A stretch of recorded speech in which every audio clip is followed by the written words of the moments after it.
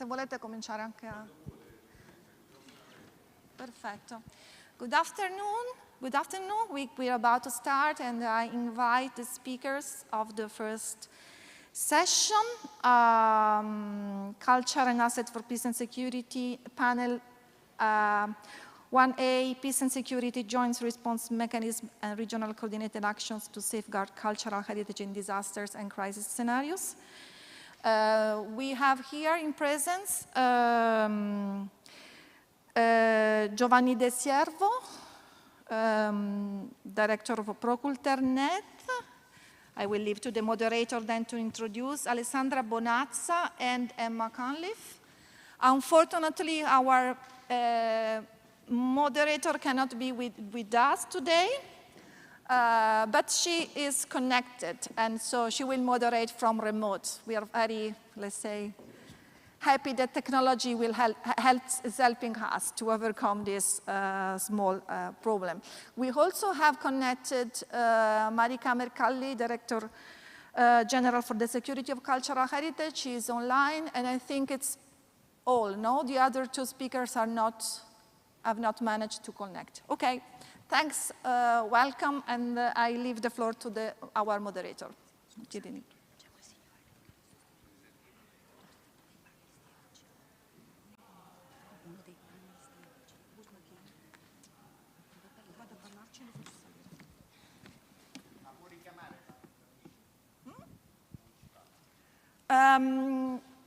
Serena Giusti, apparently you're muted.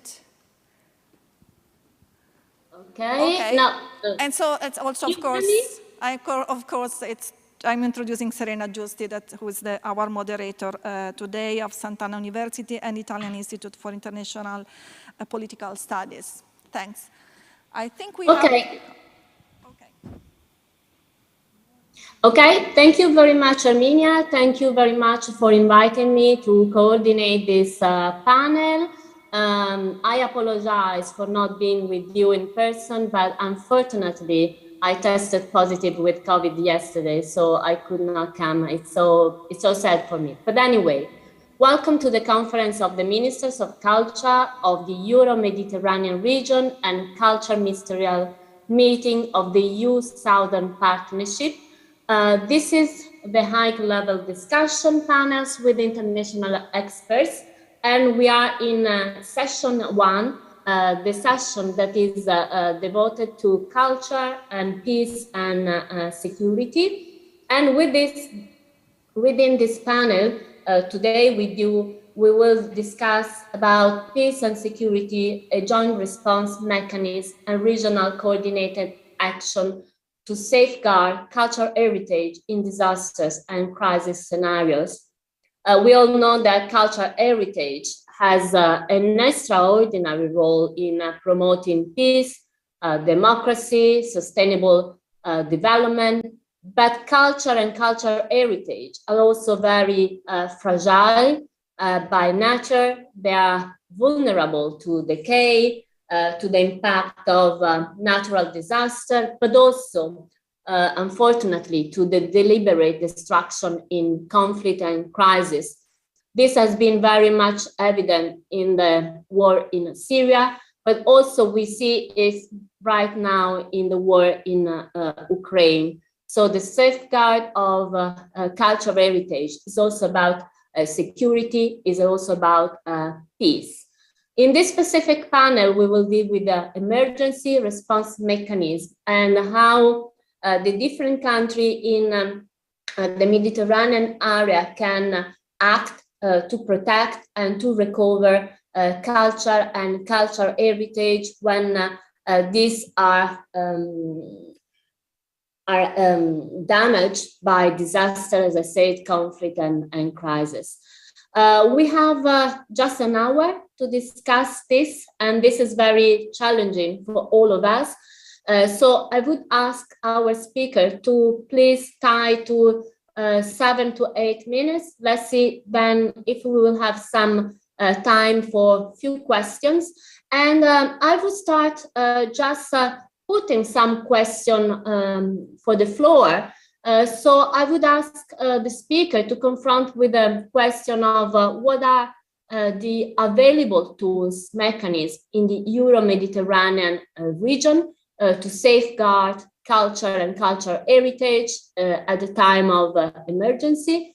And also how the Euro-Mediterranean partnership can facilitate, can smooth the deployment of forces that can intervene in a case of urgent need, and how can we foster some cooperative schemes that are also able to strengthen cooperation among the countries part of the Euro-Mediterranean partnership. Now I see that Munir Bucharanaki is not connected with us. So for the moment, I will give the floor to our first speaker. Our panel is made up of a very distinguished speaker. And in fact, we start with Dr. Marika Mercalli. She's Director General for the Security of Cultural Heritage at the Minister of Culture of Italy. Dear Marika, the floor is yours, please. Thank you, Serena. Good morning, everyone. I am very happy to participate in this important meeting, and I thank Erminia Sciacchitano and Serena Giusti for the excellent coordination. My reflection arises from the consideration that the same geographical and climatic conditions that for centuries have created a cultural koine in the Mediterranean area also determine common risk factors for our cultural heritage assets, in particular for the coastal areas washed by the same sea, subjected to continuous rising of the sea's level and by the consequent coastal erosion. The cooperation between two countries of the Mediterranean area for the protection and safety of the cultural heritage is therefore fundamental to address our common challenges. We are ready to share our experience with the Mediterranean countries. Italy, unfortunately, is particularly exposed to natural disasters. This is why the Italian Ministry of Culture, Directorate General for the Safety of Cultural Heritage, has adopted precise procedures for the management of emergencies resulting from natural disasters with a directive of April 2015.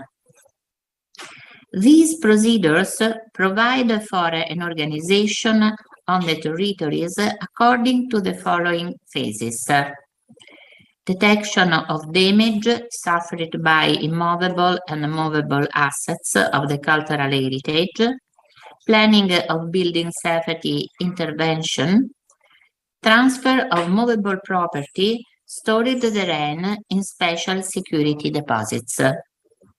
These deposits were designed in this phase through the Italian territory, also thanks to the economic contribution obtained by the European Union for the National Resilience and Recovery Plan, and will be built by 2026 in the region exposed to greater seismic risk.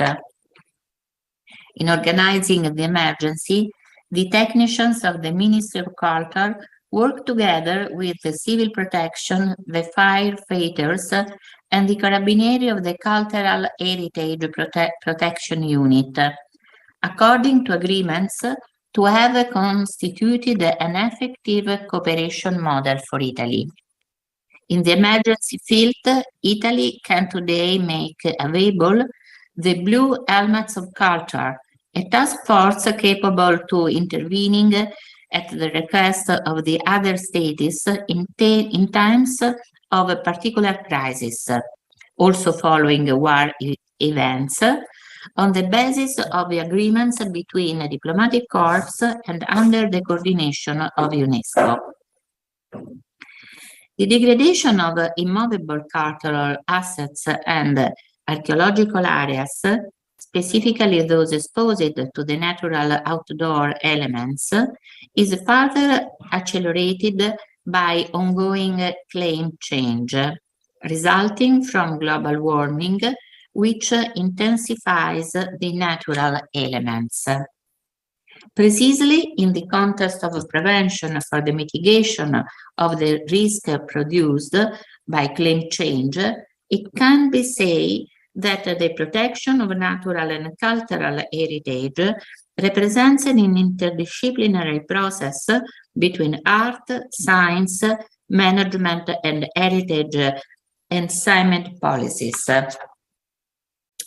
Faced with the climate change underway, we ask ourselves, what are the actions to defend the cultural heritage located in the Mediterranean area from the aggression of various agents connected to calamitous events that occur more and more frequently?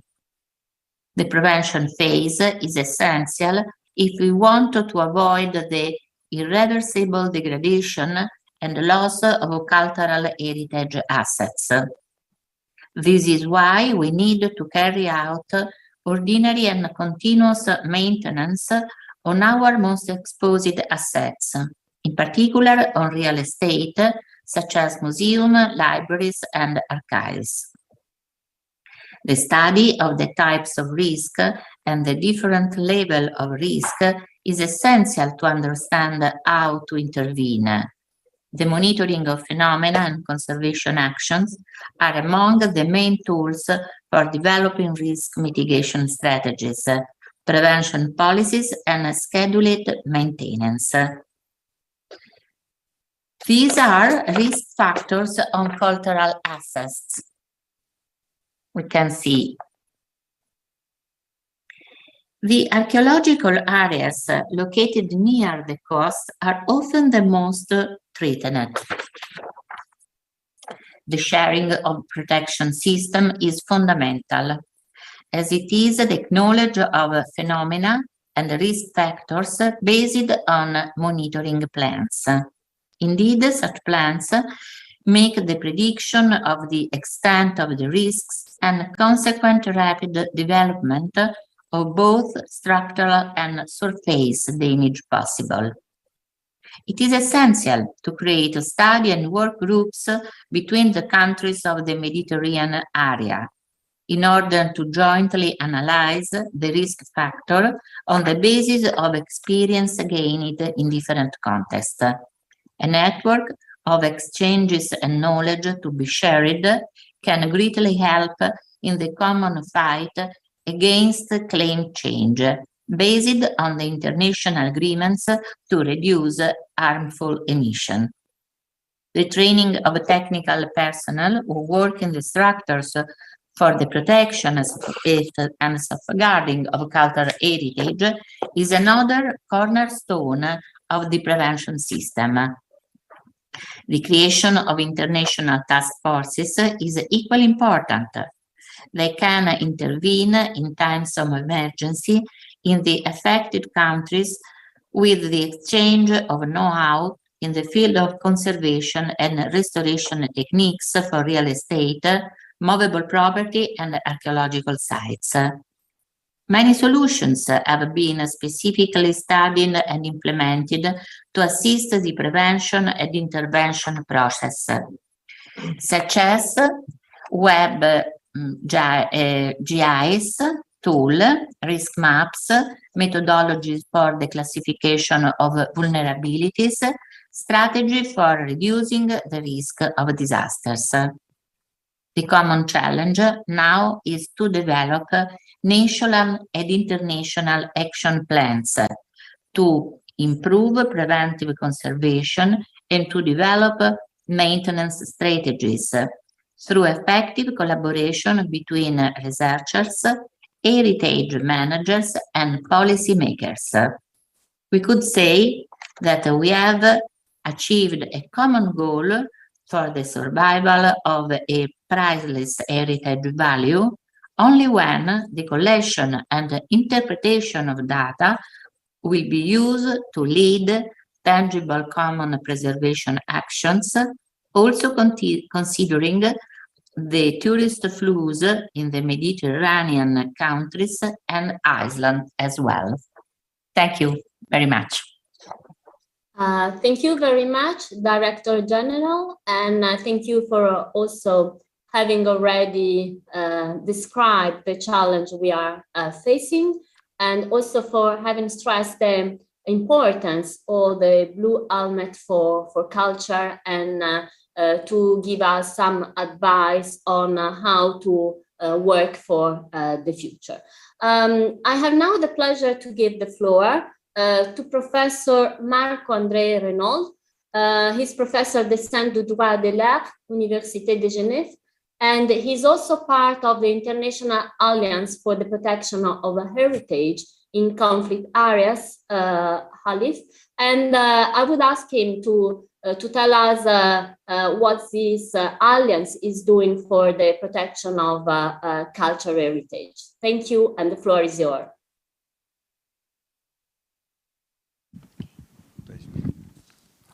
Okay, thank you very much. It's a pleasure to be here. Thank you to the Ministry of Culture of Italy for its invitation. And I am here to represent a foundation, a recently created foundation named ALIPH. And I was asked to intervene on behalf of the director of the scientific committee, the chair of the scientific committee, Mr. Mounir Bouchenaki, who's just been appointed and who could not connect. I think he has difficulties connecting from where he is in Algeria. Nevertheless, let me tell you how important I think this conference is, and how it is necessary perhaps to think on what new players in the field, such as ALIPH, can do. Now, what is ALIPH? ALIPH is a Swiss law foundation, but actually has become an international organization with its seat in Geneva, Switzerland. And it is, to this day, the only fund exclusively dedicated to the protection of cultural heritage in conflict or post-conflict zones. Of the 7 member states that created it, 3 belong to the Euro-Mediterranean area, region, France, Luxembourg, and Morocco. Now, what is the characteristic of ALIPH?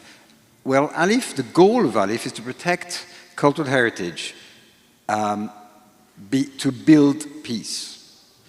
Because beyond old stones, if we could say it that way, there are people, men and women, and we have developed the strategy within ALIPH based on the funding that has been received on three themes: action, agility, and communities. So our first goal is action, and our chair, the chair of our board, who is a very important philanthropist and businessman, Thomas Kaplan, has his theme is always, whenever the board meets, is to say, we need action, action, action.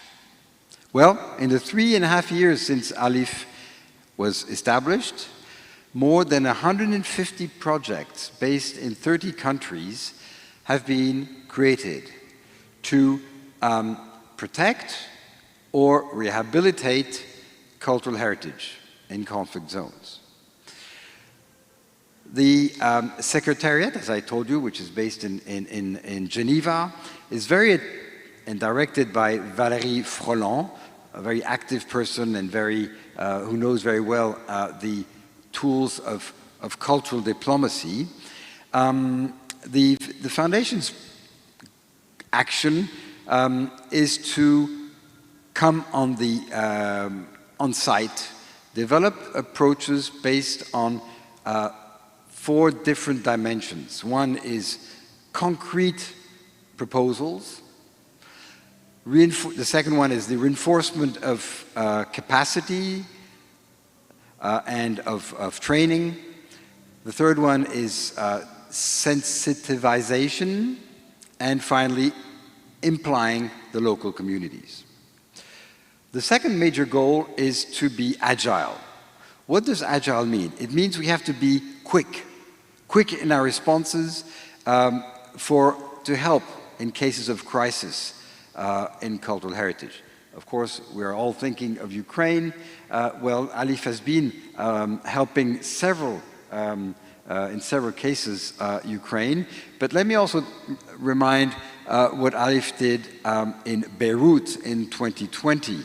Just after the explosion, a plan of over $5 million was established to protect the cultural heritage of the city that had been damaged by the explosion.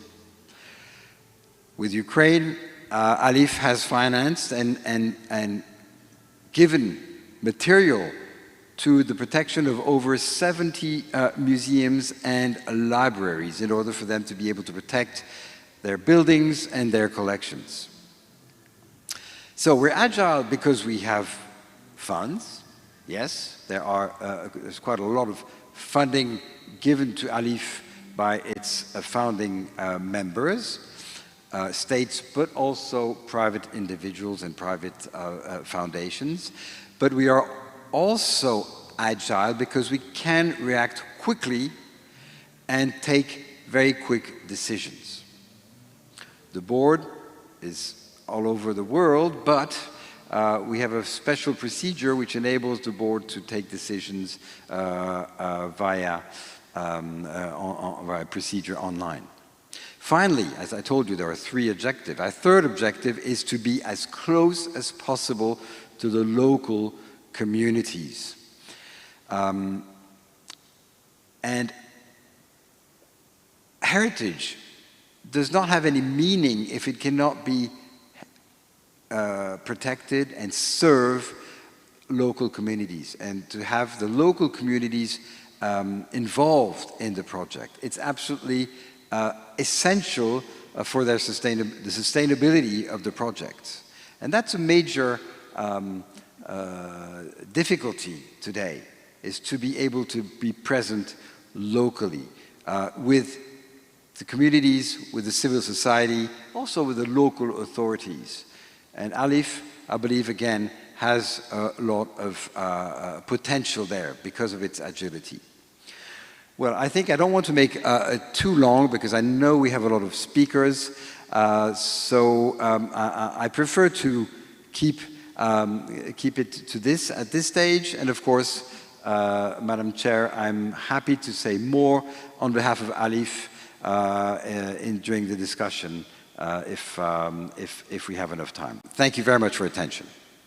Okay, thank you very much, Professor Renan. I would have a lot of questions for you, but I think we don't have time. Anyway, thank you for having explained to us what is Alif is about, and it's very. It has a methodology that is very different from what nation states are able to do. So you were rightly stressing the fact that it has the capacity to intervene quite quickly, and it's very flexible. So it's another instrument that we could consider when acting in this area. Thank you again very much for having giving us this clear illustration of, especially as I said, of the modalities in which Alif is trying to intervene. It's my pleasure now to give the floor to Giovanni De Siervo. He's director of the Protecting of Cultural Heritage from the Consequence of Disaster Network, and he works at the Department of Civil Protection of Italy, but he has an extensive experience also working for the European Commission and have spent a lot of years also abroad. Giovanni De Servo, the floor is yours, please. Thank you very much, Professor Giusti. It's a pleasure for me to be here. And you might ask yourself why a disaster management professional is sitting in front of you trying to share an experience that we have done in the last years. In fact, I'm not a cultural heritage professional. That's I have to tell you in advance. But luckily, I have been working in the last years with several very experienced and professional experts in the matter that have taught me a lot. And what I'm going to present you today is exactly the path that we have been developing in the last 5-6 years already. Within the framework what is called the European Union Civil Protection Mechanism, which is, just to simplify, the network of the civil protection national authorities of the 27 member states of the European Union, plus other 6 European states. And this network facilitated the coordination of the preparedness to emergencies, and more specifically also to the response of emergency situation where more than one European country is intervening, providing assistance. Just to give you one figure, since 2001, when it was firstly established, this mechanism, it has been operating in over 500 emergencies worldwide, facilitating the coordination of an enormous amount of assistance. And last but not least, if you consider Ukraine, in the Ukrainian crisis, the European Union has decided to use mostly this civil protection mechanism to be the channel to be used to provide assistance to Ukraine, not only from civil protection, but also from other, let's say, ministries. One of those is the pillar of the ministries of culture of European member states that are providing assistance to Ukraine using this mechanism. So civil protection acts as a facilitator in providing assistance to the countries in need. In this framework, we launched already 7-8 years ago a project called PROMEDE that was done in the Middle East, and that was at the beginning a slightly small project aiming at having the two communities, the disaster management community and the cultural heritage protection communities, working together in the planning and preparing for response. And this was done in Jordan, Palestine, Israel, and Cyprus. And building on this experience, it was decided, we found out, we knew, but we found out that there was a huge need to work on this area, not only outside of the EU, but also within the border of the European Union. That's why we launched the first ProCulture project, Protecting Cultural Heritage project, which ran for 3 years, and it ended at the end of 2021, in which the Italian Civil Protection Department, together with the civil protection authorities of Turkey, France, Castilla y León representing Spain, the great support of ICROM, and also the Villa Montesca Foundation, which is our administrative partner, we ran this project in which we had the ambition to identify a basic standard for protecting cultural heritage at risk of disaster in Europe, building on the lesson identified and the good practices developed at national level by the different countries. And we were really surprised to find out how many good experiences are available already in the different European countries. And so we try to list them in a methodology that identifying the basic standards for protecting cultural heritage at risk of disaster that will be published in next week, if I'm not mistaken, or in 2 weeks' time from now. So it will be available for everybody interested on our website, and of course there will be other opportunities to share it. Considering the good results of this project, we also have decided to propose to the European Commission, and we have to thank the European Commission to co-fund all those initiatives, a follow-up project with the same partner I mentioned before, so ICROM, the Civil Protection of Turkey, France, the Castilla y León representing Spain, and we added a few other partners in the new phase, and we have the Federal Agency for Technical Relief of Germany, the German Archaeological Institute, the University of Oporto, and the University Suor Orsola Benincasa of Naples. And we launched this ProCulterNet project, which is a big, let's say, the follow-up project to the ProCulture. We have two objectives, let's say, for this project. First of all, to continue on the path of ProCulture, so we aim at improving our methodology, the methodology that we have started to develop in the previous phase of the project, taking also the contribution from all the other interested partners. This is a living document. We have imagined this as a living document. And then at the same time, and of course, we would like also to test the possibility to have a training, not really on how to protect cultural heritage, but how to work together, the two communities, disaster management and the cultural heritage protection in case of emergencies, major emergencies.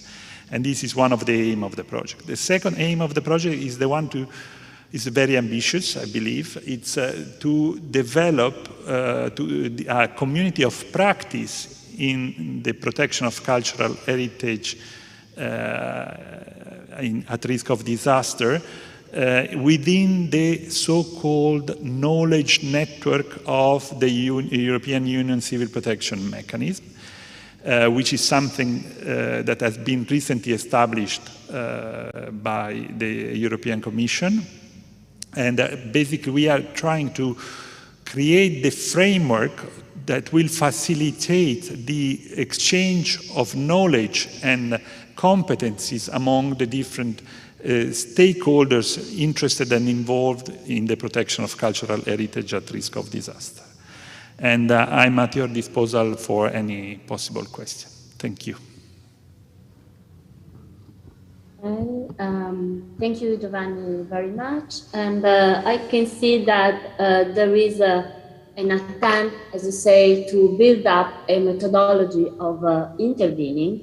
And I think, as you just said at the end, the real challenge is to put together all these stakeholders, because we see that there are different kinds of organizations within the state, and also there are attempts to also build up some sort of other organization which have a transnational nature. But then at the end, we have to find a way to put all these forces together and try to cooperate, to share information, to share vision, but above all to be very present and very quick to intervene.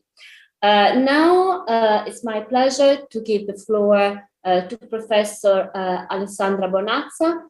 She's project manager at Strange, that is the Project Institute of Atmospheric Science and Climate of the National Research Council in Italy. And she is dealing particularly with the damage that cultural heritage can have coming from climate change, or we can say climate crisis also, considering how hot is the start of the summer already right now.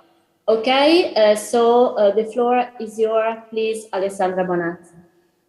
Thank you very much. Good afternoon, very pleased to be here with all of you. So, as already have anticipated during the first speakers, Dr. Marika Mercalli, well, the Mediterranean region is really a climate change hotspot. So all the regions are highly exposed to climate change impacts, both slow, cumulative, but also extreme. And this is linked to the extreme variations of temperature and precipitation. And of course, we have severe impacts on all the environment, including also our cultural and natural heritage, as you can see here, with different effects and hazards, as severe droughts, flooding, heavy rain, but also sea level rise, ocean acidification. And all this is putting all our beautiful and the richness of cultural heritage at risk that we have in coastal areas, which are particularly vulnerable and very fragile, and also underwater. And for sure, as also have been highlighted by the previous colleagues of the panel, we need to cooperate together because we have common challenges to tackle, common challenges to face, but also we can make use of sharing knowledge and best practices and tools and technologies for being able to be prepared and face all these impacts. Well, concerning the scientific and the science, well, I'm a researcher. I work in at the National Research Council, working since a long time on the climate change impact on cultural heritage. And I feel comfortable in saying that we have knowledge on the observed and projected impacts. We can use tailored climate models, Earth observation data, tools, technologies, environmental monitoring aimed at assessing which are the critical elements that pose our cultural heritage into risk, and also quantify the damage. The problem is that sometimes we are not able to harmonize and capitalize all the knowledge that we have achieved. And this is one of the point of the still existing gap and weakness point, unfortunately. So one, for example, of these tools that we have is the risk mapping tool for cultural heritage protection, which has been developed during an Interreg project Strange, the one that I have coordinated, and then it is a WebGIS platform that uses outputs from Copernicus models, outputs from the Climate Change Service, but also the climate models for being able to make evaluations in the past, in the future, near future, and far future concerning the impacts of extreme events on natural and cultural heritage. And concerning knowledge, it has been already also highlighted by my colleagues, so the importance to look at the past. So the recovery of the knowledge of the past, the integration of the knowledge of the past in our strategies of today, in our recurrent strategies, to learn from the past. And here I'm bringing you the example of the recovery of the dry stone walling technique. Terraces are very much diffused all over the world. Particularly in the Mediterranean area, very important for increasing the resilience of the territories towards the impact of hydrogeological risk. And the knowledge and the skills from the past for that should be absolutely kept alive and transmitted to our future generations. And here you can see some local people working in recovery these terraces in the Aeolian Island in the south of Italy. So the involvement also of local people in protecting and facing the challenges of climate change and protecting their identity and therefore cultural heritage. But knowledge is not enough. This knowledge should be transmitted and should be transferred into solutions that can be useful for policy and decision makers, rescue bodies, and for sure we need very coordinated actions and a smooth communication flow among the different actors involved in the risk management cycle, from preparedness to the recovery, but I would say here with a focus on preparedness. This is absolutely important. And unfortunately, still we do not have enough strategies included in the national plans for adaptation to climate change, in the national and regional plans of risk reductions, specifically dedicated to the protection of cultural heritage and its safeguarding. And I'm here bringing best example or good example of best practice from Italy. The Italian National Strategy for Adaptation to Climate Change includes measures for the protection of cultural heritage in facing climate change and other disasters. This is unfortunately, well, it's a sporadic example because still we have to work for spreading and for including cultural heritage as priority sector to be protected in, as I was saying, the national strategies for adaptation to climate change and risk reduction. And I'm bringing this last example, concluding therefore my contribution, in showing you what is happening also in the Mediterranean because of the pollution impact from ship emissions. So pollution in the Mediterranean is really a concern, also because of the ship emissions, and these ship emissions are putting at risk not only the environment, health, but also cultural heritage, and the impacts of these pollutants is also considered and taken into account in order to foster the adoption of a Mediterranean emission control area. I thank you very much, and of course I'm available for discussion and questions. Thank you.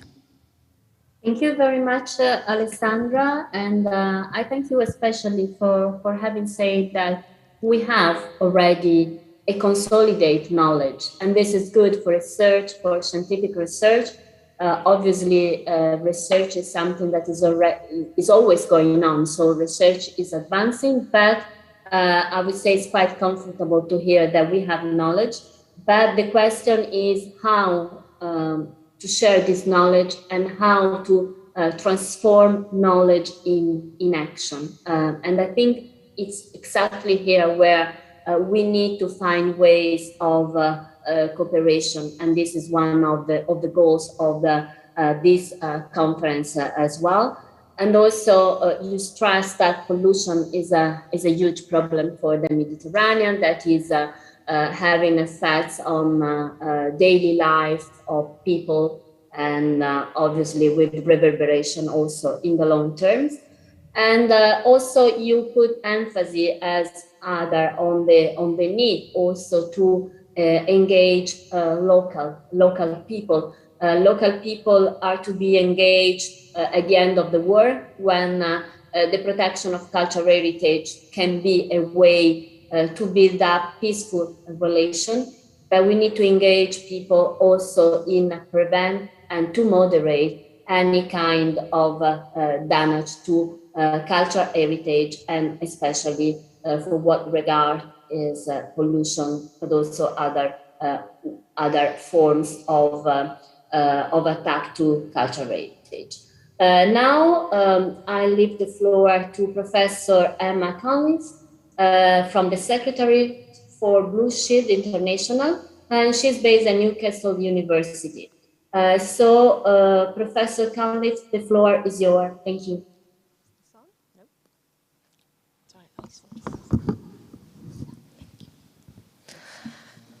Good afternoon. It's a real pleasure to be here, and I'd like to thank the conference organizers for their amazing organization. I'm going to read this because anyone that's met me knows otherwise I talk far too fast. So thank you. I'm speaking to you today on behalf of Blue Shield International. It's the international arm of the Blue Shield movement. For those who don't know us, the Blue Shield is an independent, impartial, and neutral organization founded in 1996. And our mission is the protection of cultural heritage in conflict and disasters. And the protection of people, we believe very strongly, is indivisibly entwined with the protection of their cultural property. So today we have our international board and secretariat, of which I'm a part, and over 30 national committees, 6 more in formation, and expressions of interest around the world. Our work is underpinned by international law, in particular the 1954 Hague Convention for the Protection of Cultural Property in the Event of Armed Conflict, and its 2 protocols of 1954 and 1999, which is what I want to speak a little bit about today. We're specifically named as an advisory body in matters of armed conflict to the UNESCO, to the Committee for the Protection of Cultural Property in the 2nd protocol. But we also, of course, work within the context of other international law, the 1970 Convention, the World Heritage Convention, UN Security Council resolutions, and the Sendai Framework for Disaster Risk Reduction. But if cultural property is to be protected in conflict and disasters to enable long-term peace and security, then preparations need to be made by state parties in peacetime, long before these actually occur, and that planning needs to be comprehensive. We do extensive training in cultural property protection with military forces around the world, and we do a lot of research in that area as well. And in many scenarios, cultural property is not destroyed just because of unavoidable military activity, but because of the complete lack of preparatory measures put in place by states. The ramifications of that destruction continue long past the initial event. They leave visible scars in the landscape, remove future opportunities for economic development, and at worst continue to contribute to cycles of blame and ongoing violence. I'd like to just highlight some words in the preamble of the Convention. Considering that the preservation of cultural heritage is of great importance for all peoples of the world, and that it is important that this heritage should receive international protection, the high contracting parties are of the opinion that such protection cannot be effective unless both national and international measures have been taken to organize it in times of peace. The Convention calls on states to take these safeguarding measures, to prepare evacuation measures for their collections, and protective measures for the cultural property that cannot be moved, to create specialist units in their armed forces, and place sites under special and enhanced protection, and to make it known what those symbols of that protection mean. Yet despite 133 state signatories, I can count on my fingers the number of specialist units put in place by states, and whilst there are over 1,100 World Heritage sites, there are less than 40 on the special and enhanced protection lists. This preparedness has to come from partnership, and it has to come from coordination. Ministries of culture can't do this by themselves. They need to work with defense, with foreign affairs, with ministries of the interior, and they need to integrate security concerns and cultural concerns together.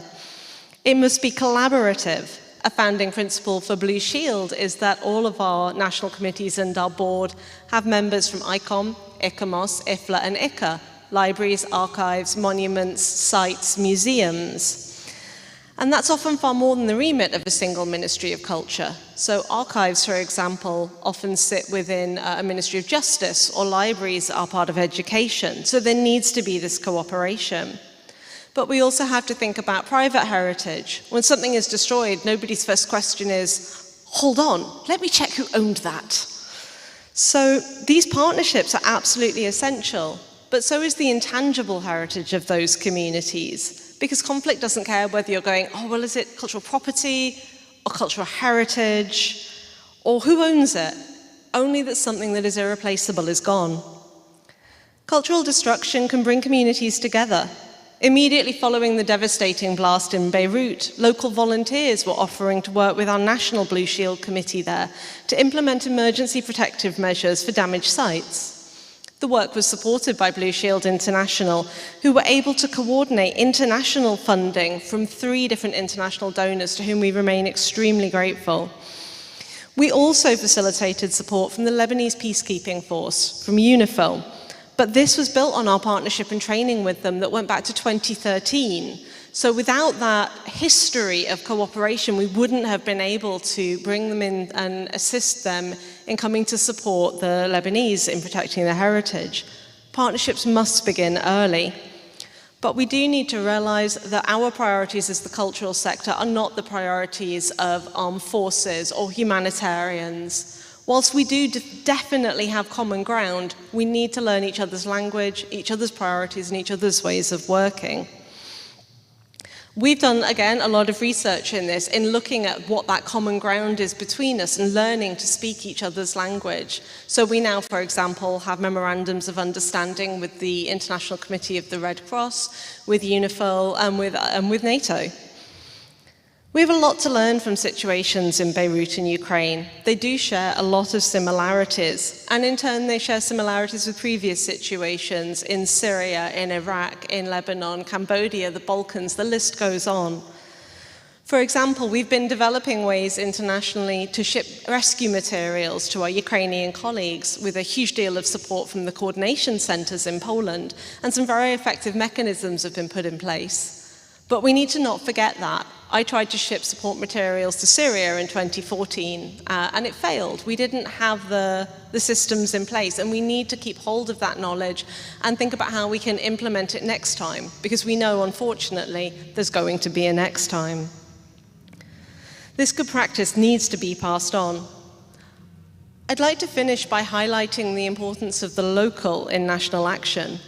Policy frequently focuses at the national level, national monuments, national sites that represent national history and narrative. But it's at the local level that heritage marks community unity, divisions, realized in the landscape of local mosques, shrines, temples, churches, war memorials, local narratives of place. They have significant power to cause unrest and contribute to tension and conflict. But so often they're outside the management of, say, a Ministry of Culture, and so they are forgotten. We need to work towards informed local participation and full consideration and inclusion of these local values in order that we can support and enable the healthy, peaceful, secure, and sustainable communities that we all want. Thank you. Thank you, Anna, very much, especially because you close exactly on the question of local empowerment of local, but also try to make local sensitive to what they have. That is very precious for the community and for development of the future as well. Now, I thank you everybody because you were very sharp and short. So we have a few minutes available for question if there is any question from the public.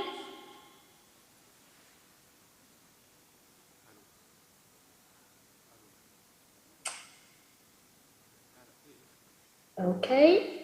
If there is no question of the public, I would ask the speaker if any one of them would like to make some final comments also on what the other have said. If you have any further comments you would like to do, please.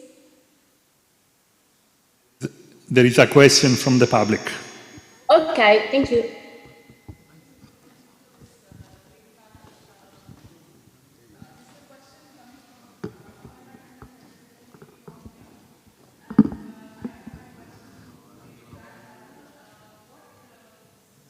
Well, you should use the microphone so we can hear as well.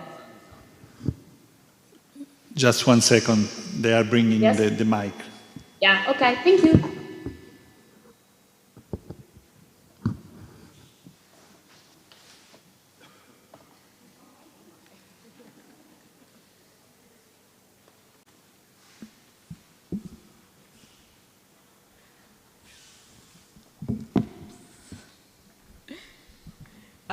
Thank you so much for this very great discussion and your presentations.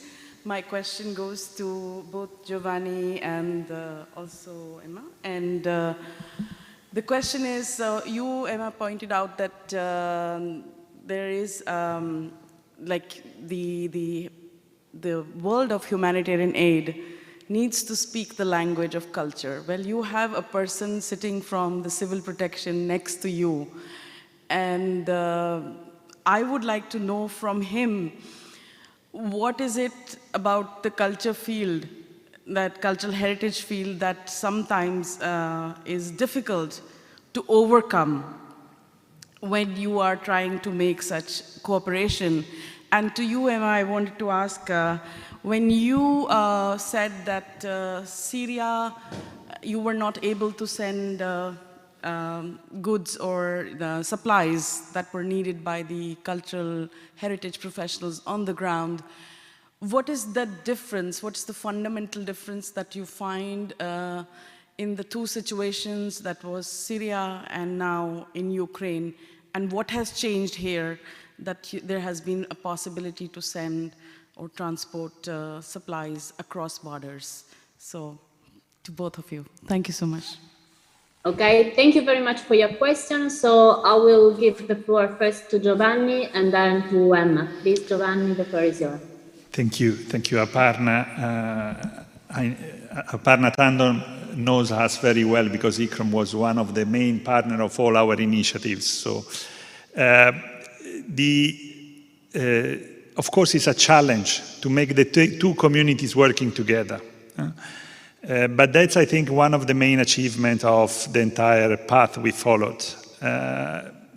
And I will also steal a part of your question, because exactly the example of shipping equipment to Ukraine and Syria, it's the practical example on how other communities can support the cultural heritage community in shipping in the equipment, at least. I don't know in this specific case, but I know that for Ukraine, the Union Civil Protection Mechanism has created 3 different logistics hubs next to the border in the 3 neighboring countries from where the Ukrainians can receive donations.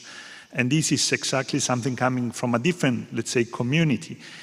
There is no interest from civil protection to take over. That's not absolutely, it's not the point. It's just we are there to provide a framework of cooperation.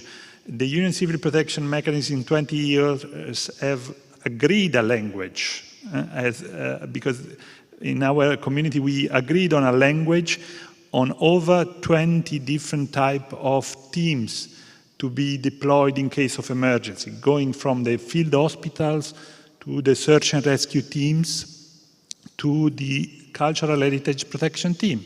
And that's one of the achievements of the ProCulture project. So it's exactly, we provide the framework, and we do expect the professional, and we offer to the professional this framework that is also going with some added value like the one of the logistic apps.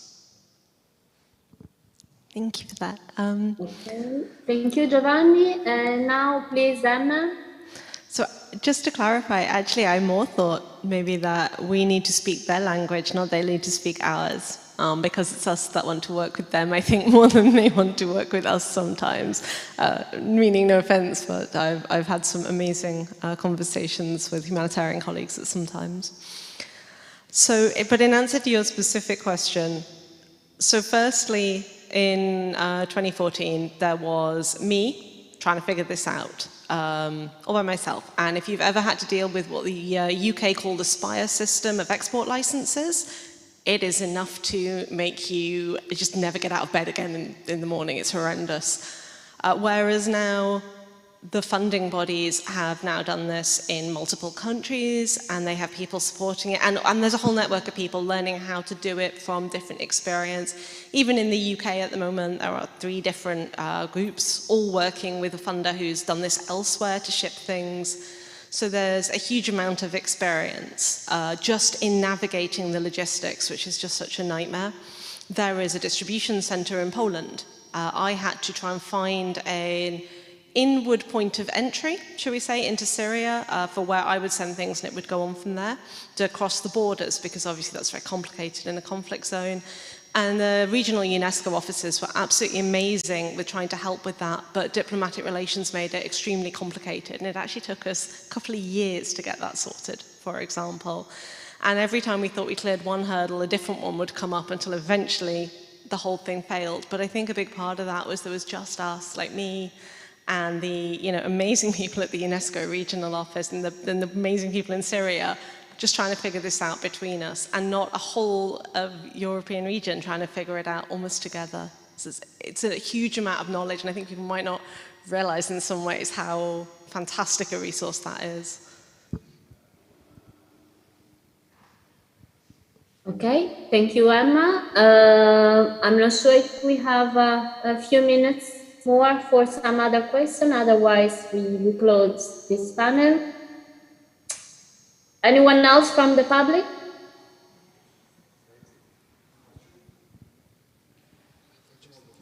question? So, Madam Chair, there are questions coming up from the back. There's a question Okay, coming. we can accept just one more and then we close. Thank you. Is it working? Yes. Hi, George Ashmawi, the director of Palestinian Heritage Trail coming from Bethlehem, Palestine. You know, when we speak about cultural heritage, Alessandra mentioning the terraces, for example, it is being destroyed every day by Israeli illegal settlements in Palestine, and it's really a big problem, a huge problem. It's started by Canaanites, are being destroyed every day, and a few little is being done at this to stop the destruction of the terraces. Speaking about sustainable cultural preservation is a huge issue, and that definitely for sure I confirm it's coming from bottom-up approach. A local community involvement is not essential. It is the main base and the foundation of cultural preservation, which is very important. So my question for Alessandra and Blue Shield, what are the mitigation process in the case of Palestine that you have been doing for cultural preservation and destruction in such political conditions? And for Alif, if you have any projects in Palestine and any projects or any intervention that you did in Gaza, which is the world forgot about. Thank you. Okay, thank you. So Alessandra, if you can say something or comments. Is it working? Right. Thank you. So I have to say that when I talk about the sustainability of cultural heritage and the fact that we have to take into consideration as a really comprehensive field, including also the intangible part and the tangible. So I'm really like to bring this example of the dry stone wool technique.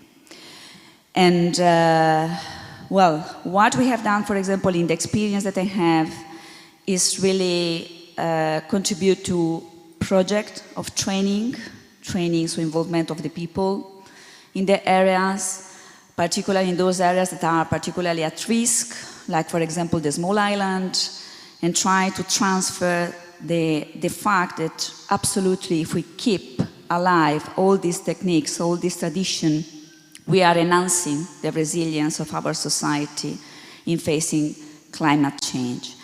Not easy at all, I mean, to have this communication and dialogue with all the different actors involved, but I agree with you absolutely that the local communities should be part of the process. We cannot avoid to have local communities as part of the process. Okay, thank you, Alessandra. Is anyone else want to add something on this? So I will add, in December 2019, I was actually out with UNESCO training in the 1954 Hague Convention and the 1970 Convention in Ramallah. And I met some absolutely fantastic, very dedicated professionals that it was a real pleasure to work with on that course. And of course, we'd really hoped to follow up on that and start building on those connections and building on that work. But 2020 and 2021 haven't really happened. So I'm afraid for us, it was a collaboration that was only just beginning. But I think that the work that we would like to do and to support is really important, and it would be a pleasure if we can continue. If I may add to what's been said until now, I would insist very much on the complementarity of what people, all of those on the field are doing, and of course also of the local community, as was just said. The intangible aspect of cultural heritage is extremely important, and I'm happy that you mentioned that, because it's not just about, you know, restoring, repairing, or prevent. It's also about the livelihood of the communities, and who depend a lot, very often, on the cultural heritage. When the temple, the mausolea of Timbuktu were destroyed, a lot of people lost their jobs because of their jobs were actually in connection with the activities surrounding these cultural sites. So we must not forget that what we're doing here is really for the local communities. Obviously, we're talking about heritage, but it's heritage for the local communities. If I may simply, now that I have the floor, also add a final notion on perhaps a new term to think of, and this term was coined by Valérie Froland, who is our director at ALIF, multilateralism of project multilateralism, meaning it's not just one or the other working alone to do one thing. And as you very rightly said from Blue Shield, it's really working together. You mentioned UNESCO, but there's we heard ICROM. There are so many out there who are ready to intervene, but sometimes we don't really know how and how to coordinate all of us. So we must all work together, and that's always not, I mean, it's not always that easy. As you said, there's a lot of energy, a lot of people are there to help, but sometimes it needs coordination. So project multilateralism is really important. Thank you.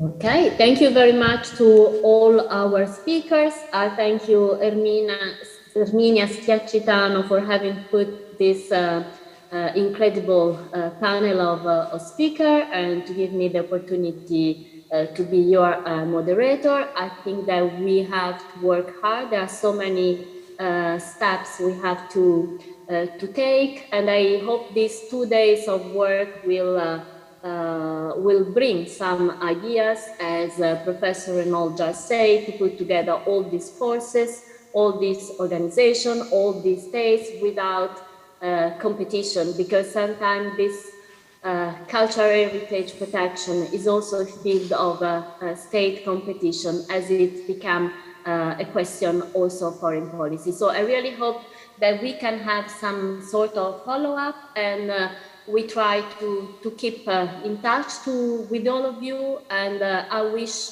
you a fruitful rest of the day, and thank you so much for being with us. Bye.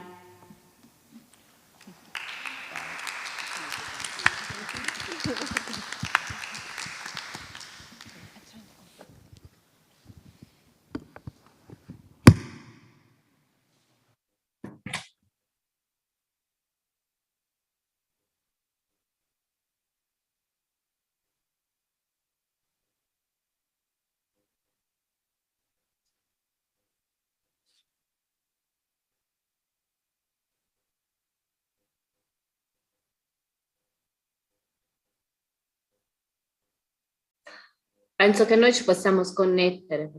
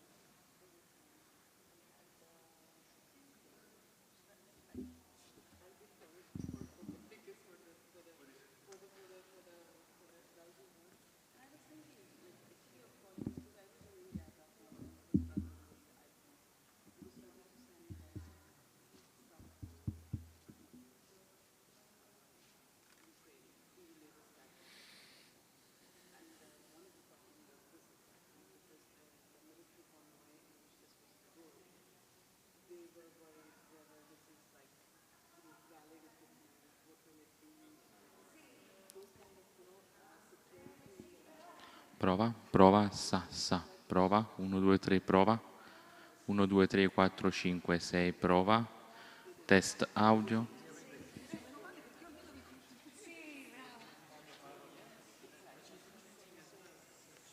Prova, prova, 1, 2, 3, 4, test audio, prova, 1, 2, 3, 4, 5.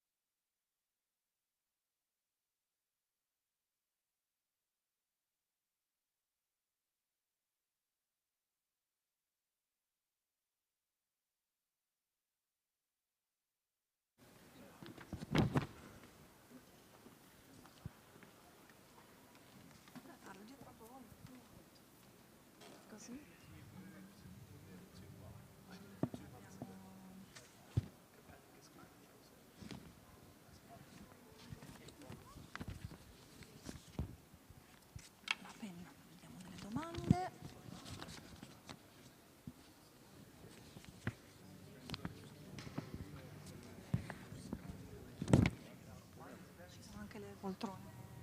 Uno sgabello dovresti avere. Forse una poltrona, perché non prendiamo una poltrona? Oh, that's a good idea. Aiuto, aiuto.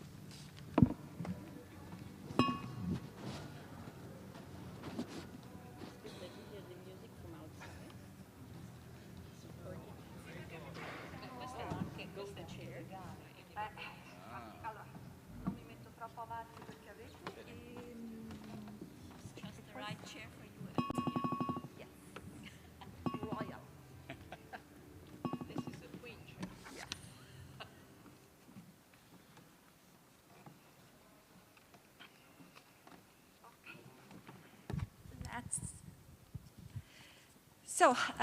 Let's start our session. Let's say the green session of this series of panel discussions. Okay, let's start because of course we have a few people here, but we also have many people listening from the webcast. So my name is Erminia Sciacchitano, and I'm serving the cabinet of the Minister of Culture of Italy, and so I have the honor and the pleasure to moderate this very interesting panel with the distinguished panelists, named Green Transition, Climate Resilience, Energy and Environment, a Cultural Agenda for the Green Deal, from Glasgow to Sharm-el Sheikh. Huge program. And we have been assigned an ambitious mandate to explore culture's role in fostering the green transition in the Euro-Mediterranean region. Indeed, cultural heritage and cultural diversity are increasingly put at risk by climate change all over the world, and in particular in the Mediterranean. And this, as we know, is a loss in terms of cultural asset. It was very well said in the previous panel. Also, of cultural activities, we often forget the impact on culture, beyond cultural heritage, depriving local communities of precious sources of meaning, identity, knowledge, resilience, and economic benefits. And this ambitious mandate needs to be accomplished in 1 hour. But luckily, we have solid policy basis. Today, we will explore some of the key perspectives recently opened in the EU policy framework to enrich the green policy dimension of the new agenda for the Mediterranean, from the new European Agenda for Culture, the new European Bauhaus Initiative, and promising tools developed by the EU, such as the Copernicus Earth Observation System. And these EU policies and these actions have also an impact on national level, since the green transition is at the heart and one of the major objectives of the next generation EU investment plan for Italy. And at national level, we really need, the Italian government is really trying to find a balance to ensure that cultural heritage and landscape are preserved, while our societies are requested to progress towards the improvement of energy efficiency and more extensive use of renewable resources. And finally, overall, we can build on global initiatives, very important global initiatives. That's why we have a partner tendon and why we have hand-to-pots here. And we are also backed by the political impulse of the Rome Declaration of G20 culture ministers, who raised awareness on the importance of global action on climate change in its impact on culture and cultural heritage, but also highlighted the need to better exploit culture-based solutions for climate action. So this is why we also look how to progress towards a stronger recognition of the role of culture in climate policy, bringing the cultural message from the COP26 in Glasgow to the COP27 that this year is hosted in the heart of the Mediterranean in Sharm-el Sheikh. So how we can accelerate action to increase resilience, to foster disaster risks reduction and adaptation planning from the impacts of climate change and climate-related disasters of cultural heritage and cultural diversity in the Euro-Mediterranean area, and how to leverage the power of culture for climate action to meet the goals of the Paris Agreement and the Green Deal. And today, with the help of our excellent speakers, we will try to respond, at least in part, to those key questions. So our first speaker is Joanna Leisner. She's the chair of the Open Method of Coordination Expert Group on Cultural Heritage and Climate Change, operating under the new European Agenda for Culture and the new Work Plan for Culture, which is the key mechanism for culture coordination at EU level. But above all, Joanna is one of the most outstanding researcher working and dedicating her efforts on cultural heritage research, and in particular with focus on cultural heritage and climate change. So Joanna, the floor is yours.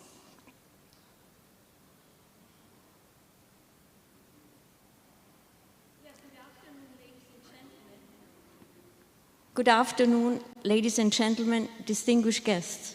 Let me first thank the Italian Ministry of Culture for the invitation to this very important gathering of ministers of culture from the Mediterranean region, which is the cradle of our European society. As Erminia already said, I am very happy that I can present a few results of the work of the OMC group on climate change and cultural heritage. But what means OMC? Open Method of Coordination. That means that it is up to the member states to send delegates to this expert group, depending on whether this topic is important in the member state or not. And we have gathered in the OMC group 28 countries, 25 from the European Union and 3 associated countries, which is Iceland, Norway, and Switzerland. Our findings are quite shocking. We heard it already by Alessandra, that climate change, and we speak more or less about the climate crisis, is threatening and damaging our cultural heritage at an unprecedented speed.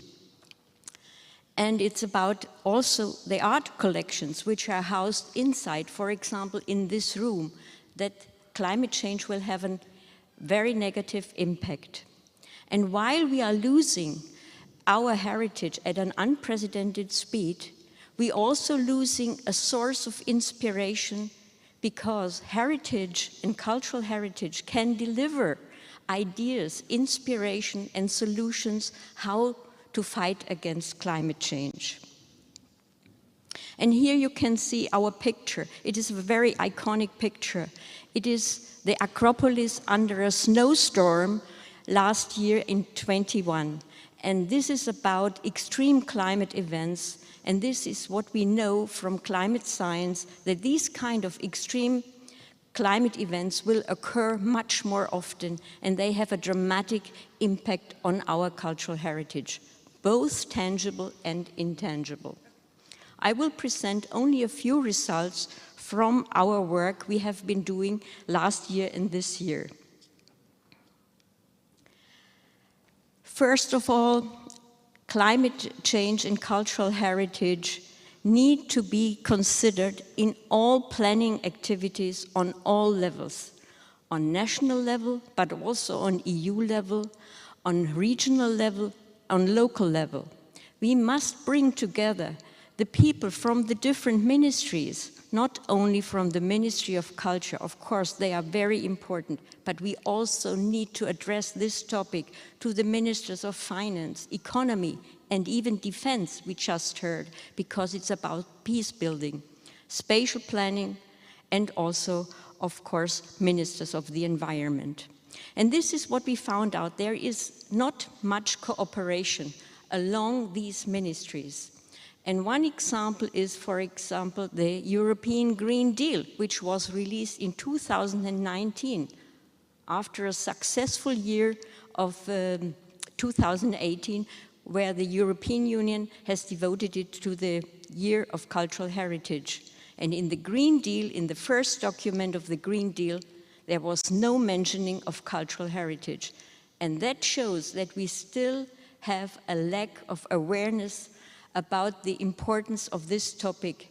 If we are losing our heritage, we are losing the source of inspiration how to fight also against climate change. We found out that also on international level, of course there are many international initiatives where Andrew and also Aparna will tell us more later on, but still all this has to be reinforced, and I think this gathering of the ministers of culture from the Mediterranean is a very good start. As I'm a researcher, we also found out in our group that research is the indispensable driver for implementation to develop the right measures how we can protect cultural heritage in times of climate change. And I just want to recall that it was the European Union, the Research Framework Program, which was the first body in the world who had a call on studying in depth what are the impacts of climate change on cultural heritage. And the first call was out about 20 years ago, 2003, and the first project was Noah's Ark. And we have one of the researchers here, and that is Alessandra Bonazzo. She was a part of this Noah's Ark project. And here we can see that research is really the driver, because we can bring together all the different disciplines which are needed from climate science, from the environment, but also the local stakeholders. So research at national level, that is what we found out, is still a very, very big deficiency. There are not enough national research programs to tackle this topic. Another topic we heard already is about training and upskilling of experts. We are lacking the experts in this field. We are lacking the experts in the different ministries, in the local bodies, but also in research. We must train the next generation of people who can do this kind of research and help to implement. A very good result of our OMC work was the collection of 83 best practice examples. And it was a very, very difficult task, because many of us in the group didn't know whom do we have to call, who has all the information, where can we find the best practice examples which are already underway in the different countries, in the different regions. And I think also beyond the European Union, in the Mediterranean, I want to ask you all, where do you have these best practice examples? Where can we find this information? But now we have been successful in finding 83 best practice examples. And they show that, for example, traditional buildings, the knowledge how we can do these traditional buildings, they can give us the inspiration how we can make our buildings more sustainable. And it's better to invest in the upgrading of old traditional buildings than to demolish. And once these buildings are gone, we are losing all the information and knowledge about. It's not that we only have a climate crisis. All over the world we have a housing crisis. That means we need really these old buildings to make them upgraded, refurbished, and not to demolish them and build new ones which need a lot of concrete, steel and glass, which is not environmentally friendly. Yeah, I'm coming to the end, and we need to protect our heritage, but we cannot make, when we solve the climate crisis, we cannot make a new heritage crisis out of it, while we have to consider in the right of the beginning of the planning of climate actions that heritage is taken into consideration, not when the plans are already done. Heritage must sit at the very beginning at all the planning phases. Thank you very much for your attention, and I hope that we will be able to save at least some of our inspiring cultural heritage for the next generations. Thanks, Joanna. You really framed very well the topic and the issue, and also it's very important to listen from the lesson learned from this important experience of exchanging knowledge across EU member states and countries, and also building the knowledge base that I think it's very important for society to act quickly, fast. because this is an emergency. And then we can provide the society with this very important knowledge embedded cultural heritage. And I was very impressed by your call saying we cannot fight the climate change and then provoke an heritage crisis. So again, always need to find a balance between all these aspects and issues. I was also wondering, maybe this can be part of our broader reflection, how this reflection is transferable, or maybe how we could provoke this type of interdisciplinary experience and exchange of good practices within the Mediterranean countries. Because I think we have a lot of lessons learned that we can explore in those countries as well, and where we can learn, and for sure. So we have our next speaker is connected, is online. Is Cedric Fettucci, design strategist at the new European Bauhaus unit, Joint Research Center at the European Commission. And he's part of the team of the new European Bauhaus, which is, we were saying that culture and cultural heritage are threatened, but they also provide solutions to society. And the new European Bauhaus movement, which the European Commission is initiating, promoting, and pushing forward, is really engaging all the cultural sector, cultural operators, creative designers, architects, conservators, to engage for a more sustainable, inclusive, and beautiful future and society. I'm asking Cedric to tell us a bit more about the European Bauhaus movement, and also how can this be interesting for us in the Mediterranean context. The floor is yours. Hello, everyone. Thank you for the invitation, for allowing my participation from a distance. I'm a design strategist, so my work is also cross-silos, cross-sectorial, so it really connects with what you're saying. So you explained briefly what are the values of the European Bauhaus, and I will try to explain the initiative a bit further and answer your question on how the Mediterranean countries can also join our initiatives. So the European Bauhaus initiative calls on each of us as individuals to imagine building a sustainable and inclusive future by co-creating solutions that integrate the dimensions of sustainability, inclusion, and aesthetics. So those are the three main values of these initiatives. The European Commission launched the European Bauhaus as a driving force to bring the European Green Deal to life, putting the focus on the bottom-up movement, from the people, for the people, as stated by Mrs. von der Leyen last weekend during the European Bauhaus Festival. So a bottom-up initiative means the involvement of all the citizens through participative processes to address, design, and decide on global challenges through local responses, aiming to improve all aspects of life, from buildings and public spaces to products, services, and ecosystems, to mindsets and behaviors. Therefore, the European Bauhaus initiative is open to the international dimension, which is currently under development. Indeed, a bottom-up movement also means that we are sharing and learning from each other, that we build upon local context and experiences to create unique context-based solutions that are sustainable, beautiful, and inclusive. Because we realize that these values oftentimes are isolated and integrated into sequences, our ambition is to make these values integrated and evaluated at the same time, in correlation to each other.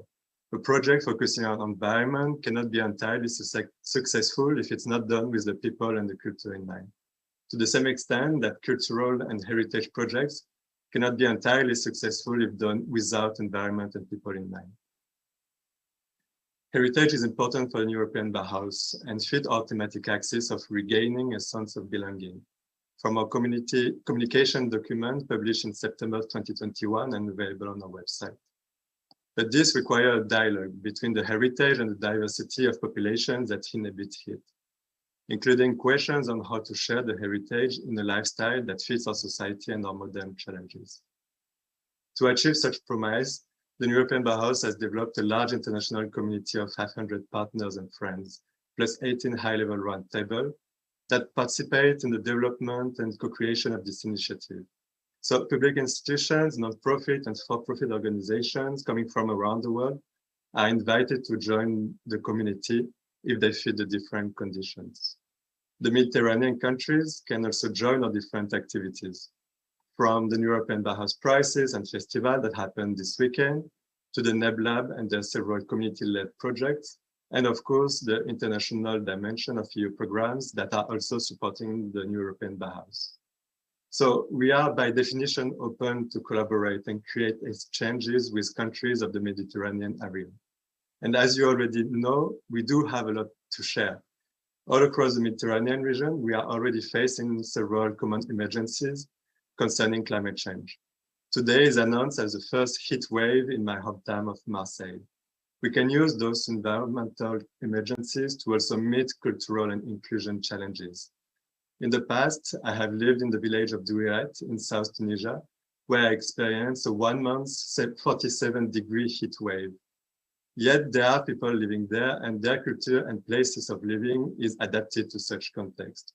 So I'm sure that there are a lot to discuss, to debate and experiment, and to see how the values defined in the European Bauhaus are resonating within different contexts and cultures, and thus to develop mutual learning. Thank you. Thank you for explaining very well how this work is progressing, and I'm really impressed by the progress of the new European Bauhaus, because it's very easy to advocate for holistic approaches, but it's very difficult. And holistic and participatory and integrated approaches is something that we put in all our documents, but it's another story to do it, really, really, to do what you preach. And this is happening. It's a huge movement. It's huge. It's mobilizing really the cultural and the creative sectors, really playing the role for a better society. And so this gives me also the opportunity to pass now the floor to the Director General for Archaeology, Fine Arts and Landscape of the Ministry of Culture of Italy, Federica Galloni, with a long-standing experience as part of the top management of the ministry. And she's actually Director General, and she's also Special Superintendent for the National PNRR, which is the acronym of our National Recovery and Resilience Facility Plan in the framework of Next Generation EU. And again, another story of, well, in theory, it's very easy. In practical terms, how you match the needs of cultural heritage and landscape protection with the mission to progress toward a more green society. So I give the floor to the Director General, Federica Galloni, for her intervention. Can I borrow your mic? Yes. Thank you. Thank you, Armenia. Thank you for inviting me. Ladies and gentlemen, good afternoon. In face of the challenges posed by climate change and the necessary ongoing evolution in the energy production systems, the Italian Ministry of Culture has already taken action on several levels. First of all, we have created the special superintendents for the Piano Nazionale di Ripresa e Resilienza.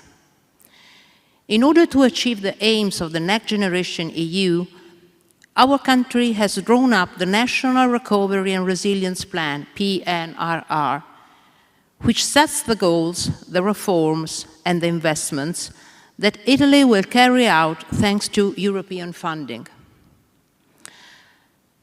The new central office is entirely dedicated to the PNRR project and to procedure of national interest for renewable energy power plants projects. Another important action is the simplification of procedures. Over the last 2 years, the government has implemented several regulatory measures aimed at simplifying the authorization procedures. By way of example, speeding up the permit process, particularly for complex procedures such as the environmental impact assessment to evaluate possible negative effects of the project on the landscape. the simplification of the permit procedure for the substitution, repowering, and revamping of existing renewable energy power plants. The possibility to install solar photovoltaic and thermal power plants in protected areas, such as historical centers, without authorization or through a simplified procedure, depending on the context, obviously. Another action involves the Single Market Enforcement Task Force. The Ministry is taking part in the European consultation concerning the streamlining of permitting procedures for the deployment of the renewable energy technologies in order to identify and remove existing barriers. Our contribution has offered a more objective interpretation of the critical issues identified by stakeholders and other administrations involved in the authorizations. Last but not least, energetic transition and landscape protection. The strong pressure for the development and diffusion of renewable energy power plants, often linked to financial incentives, is having a heavy impact on the offices of the Ministry of Culture. If this rise fails to be adequately addressed and regulated, it could lead, as seen before in some cases, to the overexploitation of the territory and therefore to compromise the landscape values. The Ministry's political priorities for the three-year period 2021-2023, which take into account the measures of the National Recovery and Resilience Plan, aim at balancing the permitting simplification with the cultural heritage and landscape protection issues, especially for the agricultural landscape, which is significantly affected by the vast majority of the projects. In particular, I would like to highlight the important role of special planning and identification of suitable areas. Apart from the identification of non-suitable areas, recent laws have established the need to identify suitable areas for renewable energy power plants, taking a step forward towards the planning of the territorial transformation for the purpose of energetic production. An example is the use of abandoned industrial areas for wind and solar power plants. In Italy, around 9,000 square kilometers, 3% of the country's total area. This will avoid the spread of greenfield wind and solar farms in agricultural areas, protecting the Italian rural landscape, often particularly valuable. In conclusion, the Ministry's priority is clearly to ensure compatibility between climatic and energetic goals, landscape protection and reduction of land consumption, as stated in the National Integrated Plan for Energy and Climate. In order to pursue those goals, it is necessary to integrate landscape protection and enhancement policies, including their cultural, environmental, agricultural, social, and economic aspects, with spatial planning policies, taking into account new climatic and energetic needs. Thank you very much for your attention. Thank you. Excellent. And really, it's very clear from this intervention how it's very important to be anchored to the ground, to the local needs, to the specific needs of cultural heritage, address them, and if I can make a call to ensure that culture and heritage are in the driving seat of those that guide those transformations. We are the ones that can help and find the right solution, the right balanced solution. Culture and heritage are not an obstacle to the green transition if the solution is properly addressed and found. And this is where we need the knowledge. We are the one that can bring the knowledge to the society. So thanks, it was very, very clear. And now I leave the floor to Gramenos Mastroianni. He is Senior Deputy Secretary General of the Union for the Mediterranean. Diplomat, professor, writer, and pioneer in research and action on societal, geostrategic, and economic impacts of environmental degradation, and actually in charge of energy and climate action. So consider the mandate of UFM to enhance regional cooperation and dialogue, but also on the implementation of concrete projects, and considering the climate action as one of your key priorities, how can you support Mediterranean countries and stakeholders to tackle climate change challenges that have an impact on cultural heritage? Mr. Mastroianni, the floor is yours. Good afternoon, ladies and gentlemen, dear colleagues. First, I would like to reply a question you launched before. You asked, where can we meet? Where can we exchange at the Mediterranean level? And the answer is with us, the one international organization that joins together all the EU states and the other states around the Mediterranean. We're not the European Union, but we are cooperating with a European Union very important program, Copernicus. We joined hands some time ago with the idea that based on satellite data, there is a lot of knowledge there, we could provide to all European and Mediterranean stakeholders some information which is crucial for mitigation and adaptation. And this information will be streamed in various sectors, for instance, energy, for instance, health. But then we had to decide where do we start from. And we decided protection of cultural heritage, especially marine cultural heritage. Our colleague from Copernicus will shortly give a demonstration of the way we want to do it. It will be through a web portal, through handset apps. But before appreciating the value of this service in itself, I would like to tell you a little bit about why we started with culture. We have an overall understanding of climate change in the region that drives the action of the Union for the Mediterranean, on which Copernicus joined, that is very, very simple. We just know, and it's science that tells us, that we are in face of a change so rapid and so big that no one around the Mediterranean, not even the richest, have enough resources to face it. But we can face it if we put what we have together. And again, I would like to make reference to the first presentation. When we talked about sustainable buildings, you know, sometimes we think that in the north, there is something more that could be given to the south. Well, Southern Europe will have a climate in a few years which will be very similar to the climate of North Africa. So we say we have technology, but what is technology? Who has 5,000 years experience in managing drylands? If you go down south, you find somewhere some cone-shaped buildings. They're called yakchal, which means literally fridge in Persian. Temperature inside, no matter what's the temperature outside, is always between 0 and -4. Energy expenditure, 0. They were used by merchants to deposit their perishable goods. Temperature in the houses there is absolutely fantastic, no matter the temperature outside, due to some capture of the winds.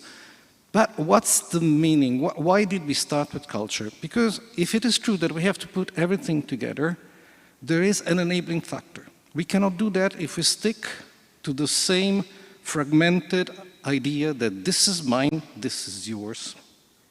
So for us, to kickstart this process, which is economic, social, strategic, there is one point we have to leverage and solve, which is giving everyone the feeling that this cultural heritage is ours, belong to us, is defining. And on this maybe cloudy political consideration, I think that it is much more interesting to see what this is about. And if I may, I could hand the floor to Marcos, who can show you what we are doing. Excellent. Marcos, Information System Officer. Just to introduce you properly, working at the Copernicus Climate Change Service at the European Center for Medium Range Weather Forecast. The floor is yours. Thank you very much, and thank you very much to Professor Mastroianni for introducing our partnership. I think it's clear from the discussions today that we need to take joint action against the impacts of climate change in support of the rich cultural heritage across the Mediterranean region. This is especially true if we are honestly to meet the goals of the Paris Agreement and in light of the European green transition. One important aspect that I would like to raise is the need for actionable climate data for the Mediterranean region. The Copernicus Climate Change Service provides authoritative information on the past, present, and future climate based on our climate data, which is freely available in an online repository called the Climate Data Store. We are one of the 6 flagship Earth observation programs of the European Union, and we are implemented by the European Centre for Medium Range Weather Forecasts. Using this data, we develop tools to support climate mitigation and adaptation strategies by key stakeholders, policymakers, and citizens alike. The Union for Mediterranean has partnered with Copernicus Climate Change Service and also our sister service, the Copernicus Atmosphere Monitoring Service, to develop tools to bring actionable climate information to the fingertips of users in the Mediterranean. Together, we have co-developed a web application that looks at the impact of sea level rise on UNESCO World Heritage Sites in the Mediterranean basin. Using this tool, Mediterranean stakeholders and policymakers may quickly and easily identify areas of concern and how sea level rise may impact the cultural heritage sites in their local areas.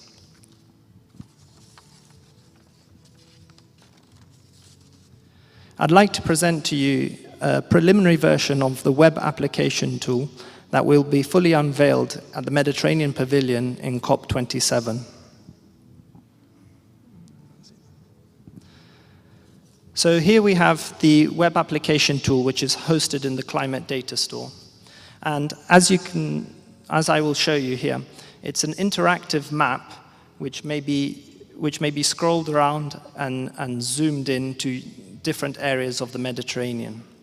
In this application, we focus solely on the Mediterranean region, and we have selected UNESCO World Heritage Sites that are located within the vicinity of the Mediterranean Sea, right around the basin. Each of the UNESCO World Heritage Site locations are colored, are circles in color, and this is the future sea level under a 1 in 100 year extreme event. As you can see here, we have various colors and different locations in the Mediterranean with various colors. For example, the light blue areas and the World Heritage Site of Alexandria is here in light blue. And this says that in this area there may not be such an extreme sea level rise in the future. However, in other areas such as in the Adriatic Sea, we have much deeper red colors, and this indicates that in future extreme events will be much more severe in these regions. For users who are interested in a particular World Heritage Site, we may click on it and get much more granular information. And for example, if we click on Venice and its lagoons, we can see on the left-hand side in the lower panel, we show you a three-dimensional terrain model with the sea level included as well. And we have different choices, but clicking on an extreme event, which is 1 in 100 year event, we can see that the change in sea level will be above many of the green islands that are located in the Venice lagoon. In addition to this, on the right-hand side, we have, again, a timeline showing data or the sea level rise, how it changes on a year-to-year basis. And this may also be important for the users. My final point is to say that it's also important to make this information as accessible to many types of users and also inclusive of all the Mediterranean geographical regions.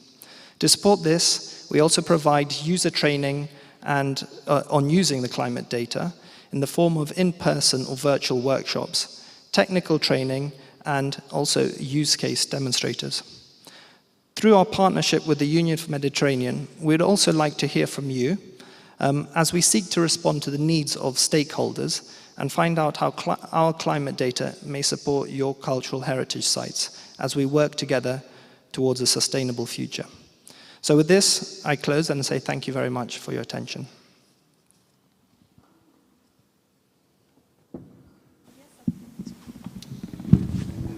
Thank you, Marcus. Actually, we came here not only to demonstrate, but actually to ask. We start running this exercise, but we had to decide which sites to monitor, so we just stuck to the UNESCO list. But we would like to convey to the ministers the request to tell us which sites they think it would be important for us to monitor. We cannot decide independently, and if we just rely on public lists, we might be missing something which is important. So this is our request for this meeting of ministers. Please tell us, where do you want our space bird to look at? And I'm sure that they will catch the opportunity. And I was really impressed by the map. And really, in a few pictures, you see how urgent is this issue in some areas of our common Mediterranean Sea. Really impressive. I think these type of tools are very important, yes, for scientists, for researchers, but also for decision makers. The fact that we can more easily transfer the results of research, how many times we have discussed this, how to transfer the results of the research so they are known and then made available to decision makers and professionals. Too often these two sectors work in separate tracks. And this is a very good example, and thanks for your proposal in this context. It's now the turn of Andrew Potts. Andrew is the unstoppable coordinator of the Climate Heritage Network, who is really at the heart of a huge global mobilization that is happening all over the world, who started in 2018, 2019, and now is becoming a really big and global initiative. And yes, Andrew, as we have seen, well, actually the role of culture and cultural heritage in meeting ambitions of the European Green Deal and the Paris Agreement is still undervalued. We have in the Mediterranean, as we have seen, very good examples of culture-based solutions for climate adaptation resilience, including from traditional and indigenous practice. So how can we exploit this opportunity that is offered by the UN climate conference in Sharm-el Sheikh in Egypt to demonstrate the potential of culture and cultural heritage to realize low carbon, just, climate resilient futures? Andrew, the floor is yours. Well, thank you, Dr. Shakitano, for that kind introduction. I bring you greetings from the members of the Climate Heritage Network around the Mediterranean, in the south, east, and north, and around the world. The CHN is an international platform for cooperation among organizations that share a common belief in the power of culture, from arts to heritage, to help people imagine and realize low-carbon, just, climate-resilient futures. And Erminia, I very much appreciate the question that you've asked me, not only because it is action-oriented, but also because it's a little bit provocative. It's frank, and it's implicit in the question, and its acknowledgement that we are currently not realizing the full potential of culture to contribute to responding to the climate emergency. And this is true in the European Union. We heard some context for that from Joanna. It's true at most levels in many of the regions, many of the countries around the Mediterranean region, and it's certainly true at the international level. So before speaking to how we can try to fix this problem, specifically in the context of the upcoming UN climate conference, let me just spend 1 minute on why it's important that we fix it. The current failure of climate policy to value the role of culture is a failing in climate policy that we absolutely cannot tolerate and cannot live with, we, the peoples of the world. We know that in the industrializing countries that we are dangerously off course in meeting the ambitions of the Paris Agreement of holding global warming to 1.5 degrees Celsius over pre-industrial levels. We are on the cusp of locking in catastrophic, systemic loss and damage to communities, including attributes of culture and heritage. But let us ask why. I mean, for 30 years now, we've had concerted effort to tackle climate change, and yet we have failed to bend the emissions curve. Greenhouse gas emissions are increasing, not decreasing. Increasingly, climate scientists, not heritage advocates, climate scientists are saying that the reason for that is there is a failure of climate planning and climate policy. Planning and policy that fixates on things that are easy to measure without attention to the socioeconomic systems, the historical systems that are the causes, the drivers of climate change. Systems built on the unsustainable exploitation of people and nature. Climate policy fixates on technological fixes, solutions, and on market-based approaches at the expense of people-centered approaches, place-based approaches, rights-based approaches, and demand-side approaches. So now I ask you, if the whole in climate policy is people-centered, place-based approaches, who possibly could help fill this gap? It's you. It's the people in this room. It's the culture sector that can help fill this gap. We are not marginal or peripheral to tackling climate change. We are at the center of filling the gap that climate scientists currently say is preventing climate policy from succeeding. So, how can we scale up to play the role that we must play if we're going to solve climate change? Well, of course, we're going to do it on the ground, one community at a time, the way every problem gets solved. But there's a role for policy in all of this, for international policy, because if we can embed culture and heritage into climate policy, then we valorize the work of colleagues on the ground, and we create entry points for them to decision-making and access to funding and resources. And so now this brings me to COP27 in Sharm-el Sheikh, Egypt in November. I truly believe that Sharm-el Sheikh is our greatest opportunity to finally bring culture to the climate change table. Sharm-el Sheikh is the place to do it. We've already heard the Mediterranean is a climate change hotspot. It also has this uniquely rich culture. Egypt, the host of COP27, is of course a Mediterranean nation.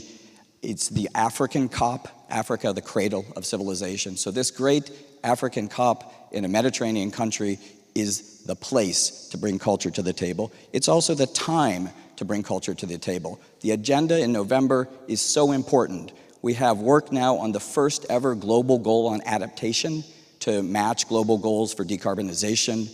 We have attention to financing for loss and damage.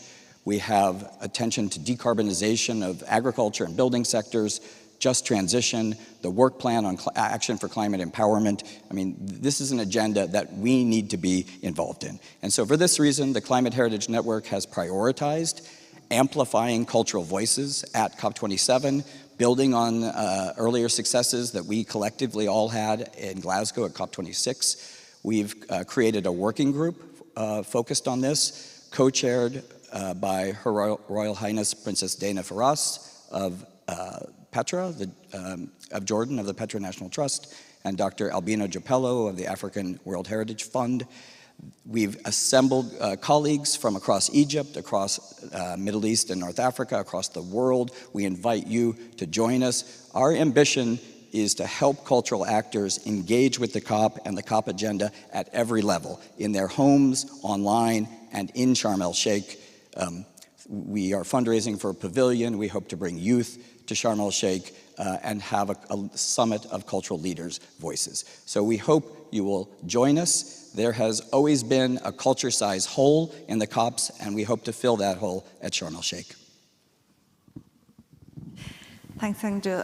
Extraordinary. Also, I think the capacity of the Climate Heritage Network really to be global, to engage communities, peoples, experts, organizations all over the world. And my experience here, how it's complicated to engage and to allow participants from some areas. In the previous panel, 2 of our invited participants, one from Algeria and one from Syria, could not participate because there was an issue with internet.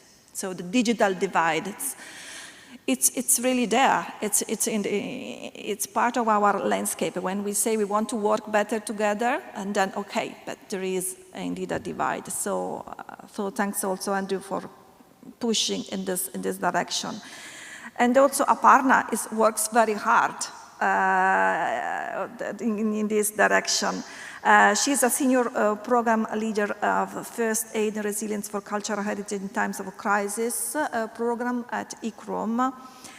She specializes in disaster risk reduction and post-crisis recovery of all forms of heritage. But I always, every time I hear her, I always catch her, the fact that she always matches the importance of enhancing risk reductions, but also promote community-led climate action. I think this is an angle that was a bit missing here today, but these are key in the Mediterranean countries. But this implies a transformative change for all the stakeholders involved, from the heritage professionals to institutions to local authorities and local people. And this such a complex framework needs really an holistic response, as we have seen. But which capacities are needed within and beyond of the cultural sector to support this transformative change? Quite difficult questions, Aparna, I'm sorry, but I know that you have a response.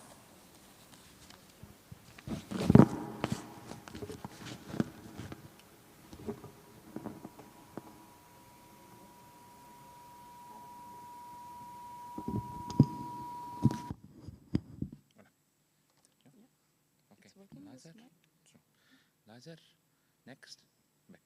Okay. So I hope you can hear me, Armenia? You can? Or do you think? Yes. Yeah, okay. This works better? Yeah. Okay.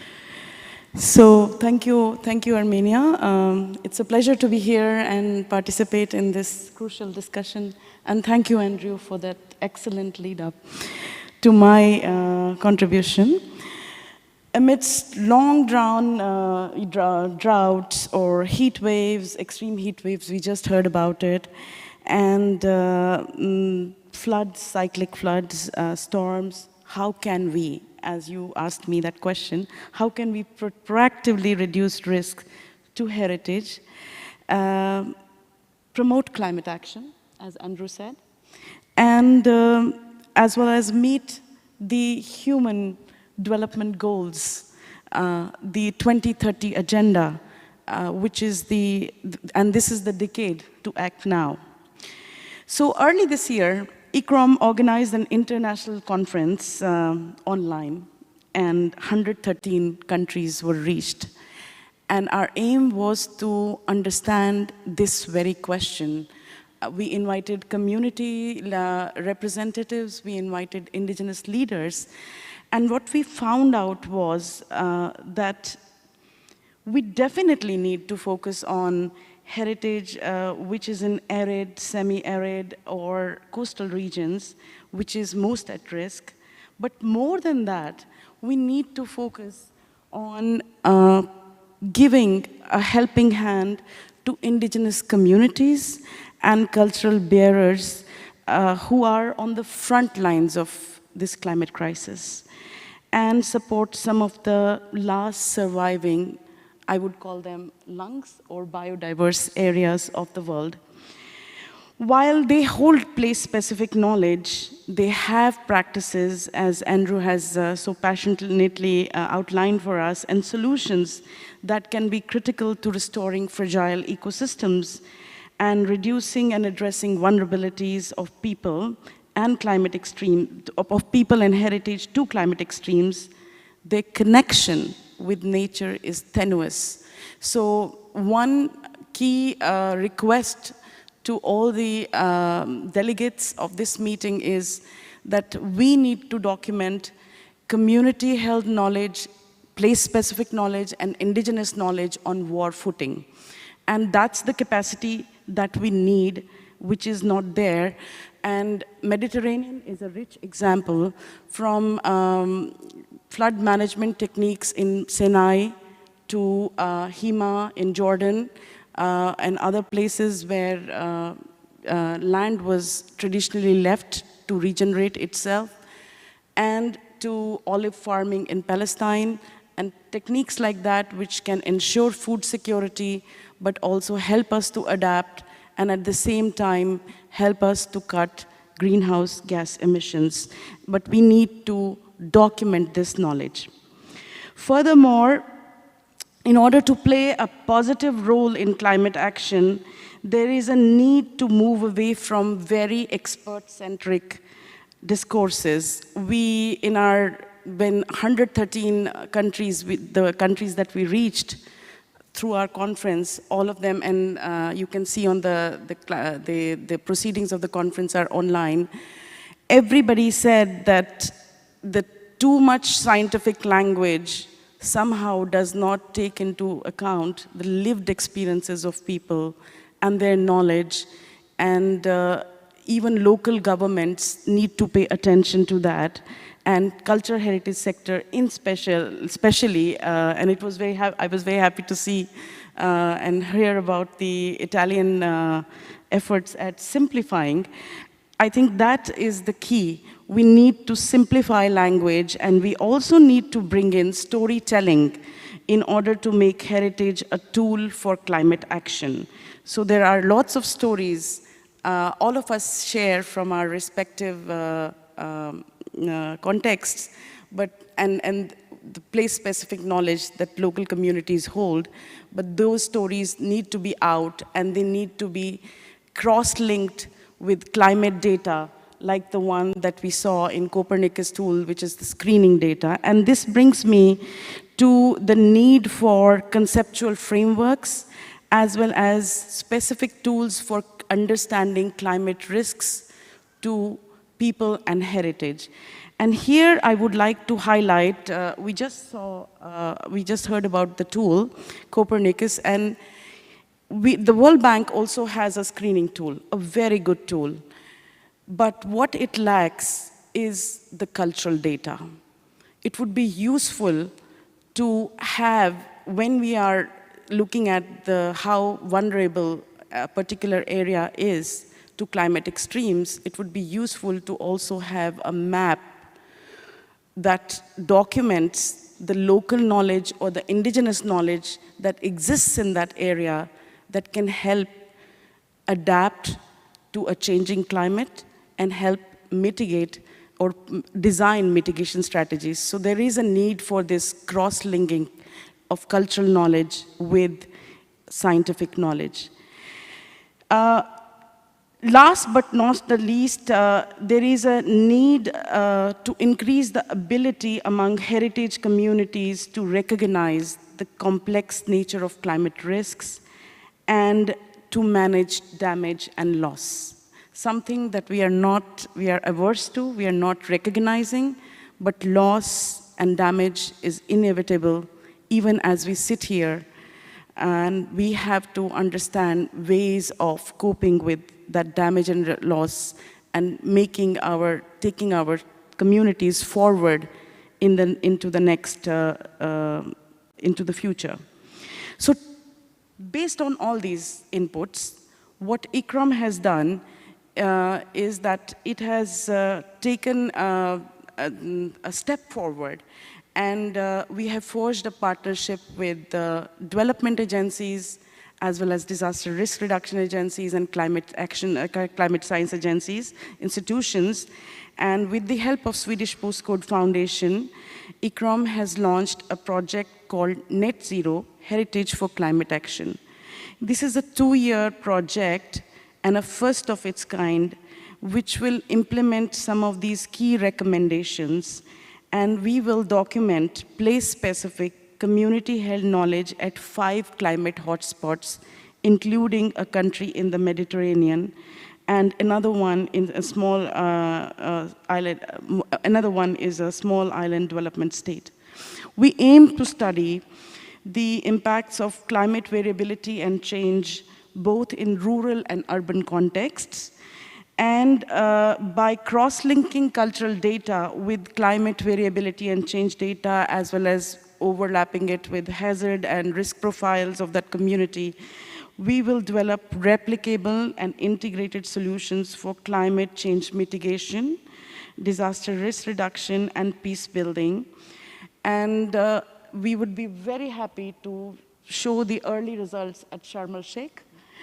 At the same time, what is this going to give us? This is going to give us a capacity development model, a prototype, a training model to prepare next generation of heritage professionals who can work embedded in their communities, utilize the community knowledge, community-held knowledge, work with climate science agencies, and work with local governments. That's more important, with municipalities. And it's this local level action which we hope to upscale, and by we look forward to this collaboration here. We also extend a warm invitation to anyone to join us, and we'll be very happy to disseminate the results of this experiment. We'll be running some random controlled trials on the ground, and we are very keen to invite anyone who would like to participate in this initiative.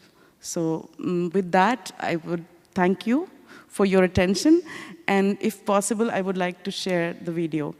And the conference that I mentioned, it's available online, the proceedings, and also the great level of data that we carried. And there are also some case studies, about 40 to 43 case examples from different parts of the world, including the Mediterranean region.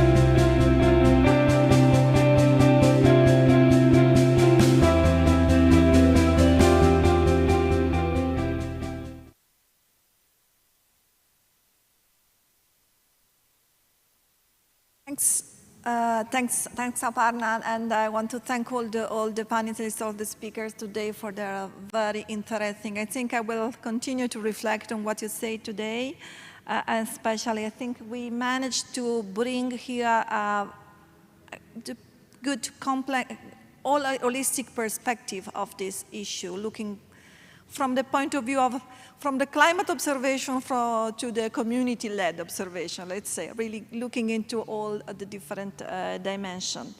Time is running and we have concluded the time at our disposal is 4:38, so unless there is a very burning question from the audience, I think I will be asked to close the meeting now. Is there anyone who wants to react or? No, we are exhausted, but it was so rich and interesting that really I think we will need to reflect in the next hours. And I'm very happy that these messages will be brought to the ministerial tomorrow for the reflection of the ministers, and I'm sure that this will be included, also reflected in the final declaration of the ministers. Thanks to all of you for your interventions, and looking forward to the next panel.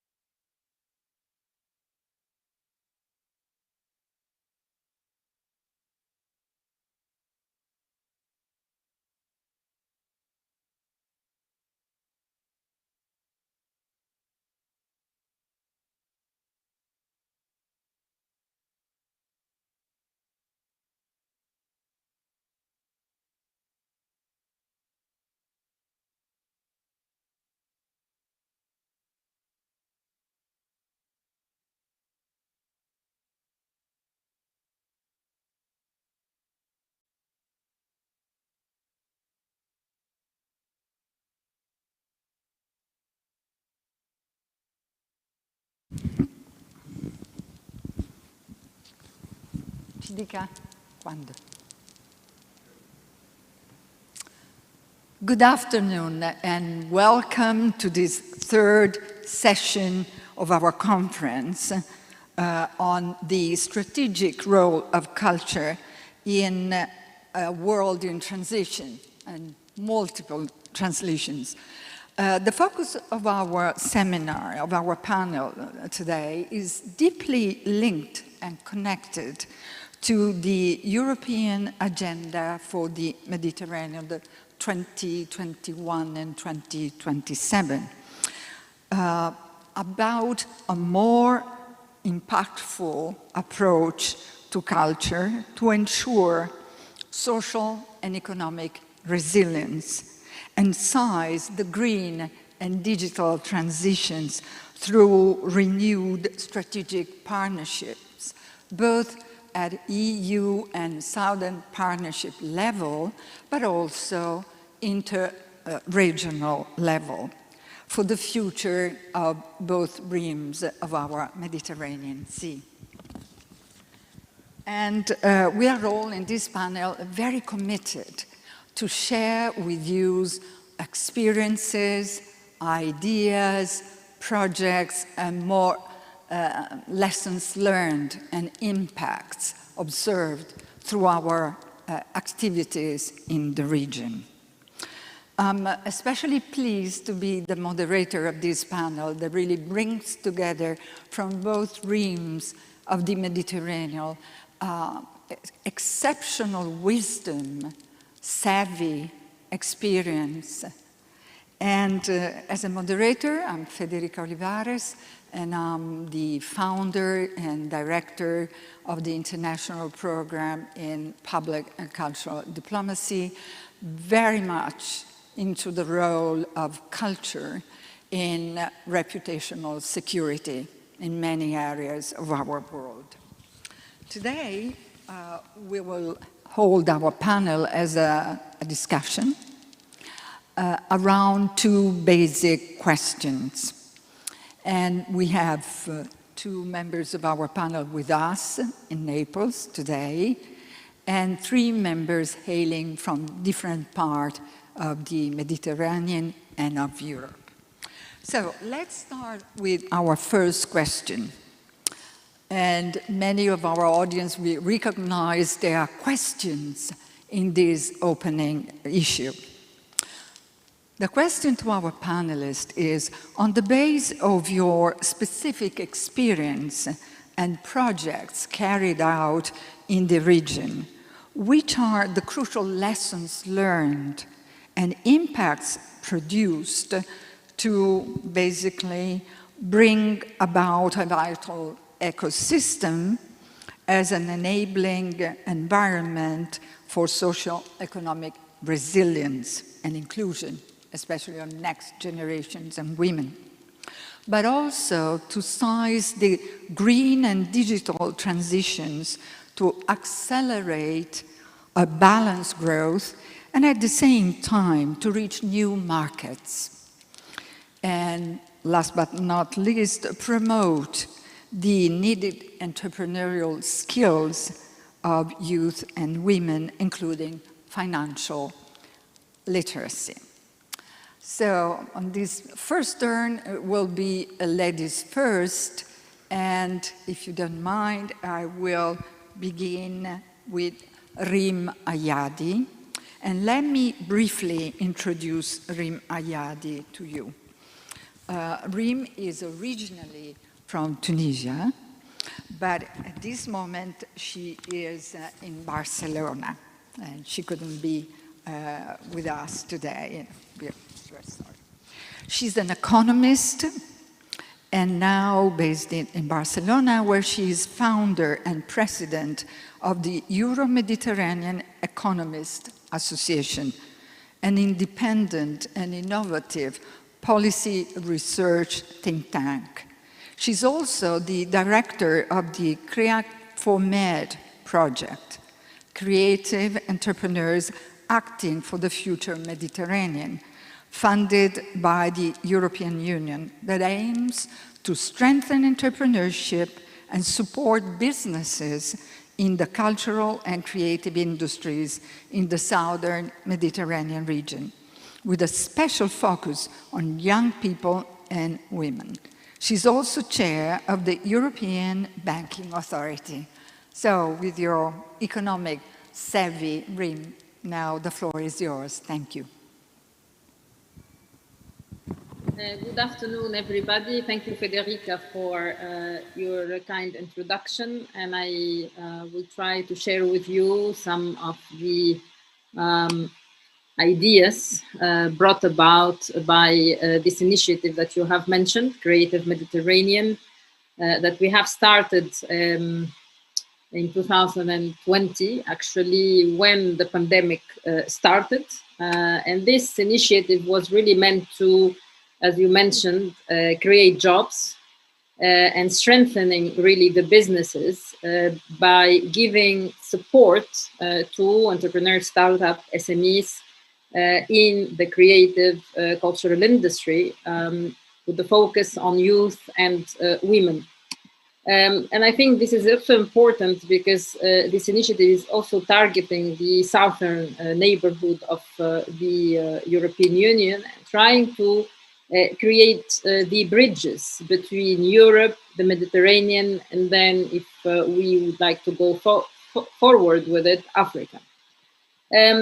So the initiative from the start, Federica, was set up or designed to specifically address the obstacles facing the cultural creative economy to grow and to prosper, because in fact this economy in the Mediterranean south neighborhood of the European Union is not very well developed. So there is a large potential that could be untapped to allow the actors of this sector to develop and to grow and to create jobs, and also to contribute to the social transformation, and beyond that to well-being. So this is really set up as a collaborative exercise between different partners, which we are leading, and really trying to innovate as much as possible to enhance these collaborations, and also to allow the young entrepreneurs and to really bring about their ideas and try to upscale them as much as possible. So, I mean, we have a website, so we can share it afterwards, creativemediterranean.org, for the community to know about us, and also to enhance the outreach to different parts of the Mediterranean, also in Europe and in the South and East Mediterranean. So our main objective really, as I mentioned, is to address the obstacles. And how to do it? It's really to, first of all, to promote the cultural creative economy in the Mediterranean from a public policy standpoint. So really to ensure that public policy is embedding the cultural creative economy into all the policies to make it really, or to accelerate it as much as possible. So really to we are trying to tap the proactive engagement of the institutional players. And second, to help the entrepreneurs, particularly women and youth, to create jobs, particularly via supporting them, obviously the entrepreneurs, to create value, connect, and to generate really cash flows, and also to generate a social impact on their communities.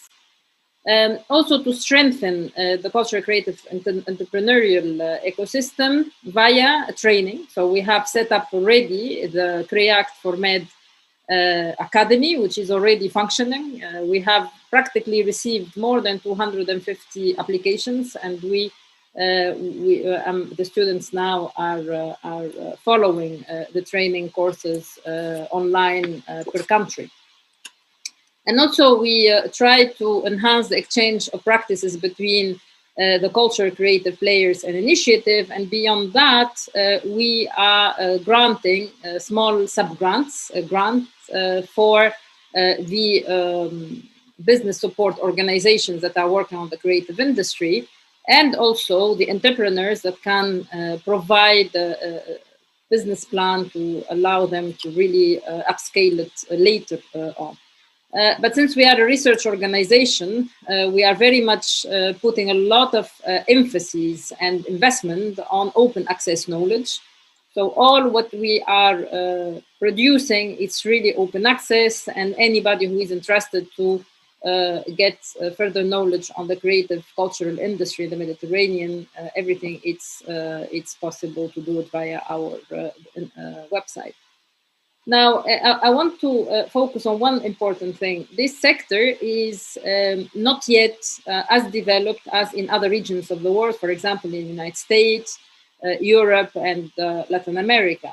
And because of the COVID-19, there has been a major disruption for the sector, and also currently the war in Ukraine, in terms of the increasing prices and so on. And this has impacted all the industries. And one of the key sectors that unfortunately has been impacted is the cultural creative industries. So we must really think how to ensure a recovery and resilience for this sector to really go back into the growth path. Of course, these sectors, they contribute very much to economic and social development. They boost creativity, innovation, and then they are really levers for job creation. And what is also important is they enhance the well-being and overall health and wealth of the societies, because they involve creative mechanisms and cultural and artistic expression. So it's really the role of them for well-being. And as you know, now we're moving into well-being concept. They are really very important for social transformation and for diversity and enhanced well-being. Of course, what we have been trying to do now is to unlock the potential, and our main action now is to develop the local hubs for the countries of the South Med countries, and this is happening with our partners in terms of the BSOs and other associations that are involved. We are very much in close collaboration with also the European delegation, who is also helping us to upscale this initiative, and also trying to enhance the regional dimension of it as soon as possible. So from next year, we will try to really link Europe and the Mediterranean on these aspects. So, as I mentioned, our initiative is targeting 3 aspects. So access to knowledge, access to training, access to finance, and of course, later on, when we manage to upscale, access to markets via collaboration and via enhanced synergies between the different initiatives. Reem, sorry. Yeah, I'm stopping here. Yes, okay. Thank you very much for giving such a passionate and competent economist view. We will come with the second question again to these crucial issues. Thank you. And now, ladies first again. So we have from Malta, Davinia Galea. She is not only a musician, but she has been a wonderful festival innovator, but she's also been a policy maker in the Malta Council for Culture and the Arts.